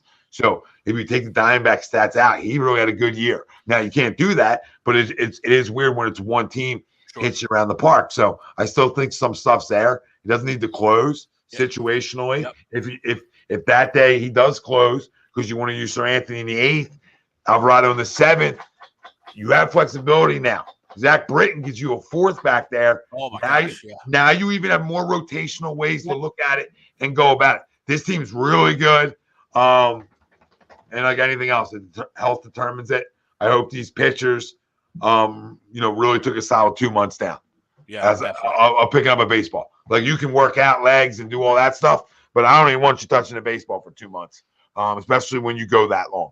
Yeah. So excited for that, but excited to get the 1 seed on Sunday. Let's go find the way. Let's go find the way. And I don't say that because I don't think we can win. I say that because it's the NFL, right? Let's go find the way Sunday. Let's play some clean football. All right. I know we've had some concerns, turnover-wise, etc. the last few weeks. I do think it could be a lack of focus at times because you were playing so good, right? There is also the lack of focus because you were playing at an elite level at 11-0, right? So when you factor them things in, I get it. Now it's time to start cleaning your life up. Clean your bedroom, make your bed, Ralphie, clean our lives up, and let's go to work. Fucking Frank, take us out on some go, you know what, and let's go. Let's see. How much time do we got left? Oh, we got 40 seconds till midnight, so go Birds. Go Birds. That's Frank Vespi, Greg Milakovic, Ralph Delavecchio. Noah Eaton was here with us earlier. No Ryan Brodo. Poison Gate. We'll say Poison Gate. Really keep people wondering. It's the dog breathing, Don. You hear him? You hear him? He's freaking licking. He's breathing. It's disgusting. It's disgusting. You guys probably hear like it's right on your face. But we love you all. Thank you to all our new members. Thanks to all the members that are here. Thanks to all our subscribers. Thanks to anybody that's hit the like button tonight, wherever you're watching us at. We appreciate you. Tell your friends. We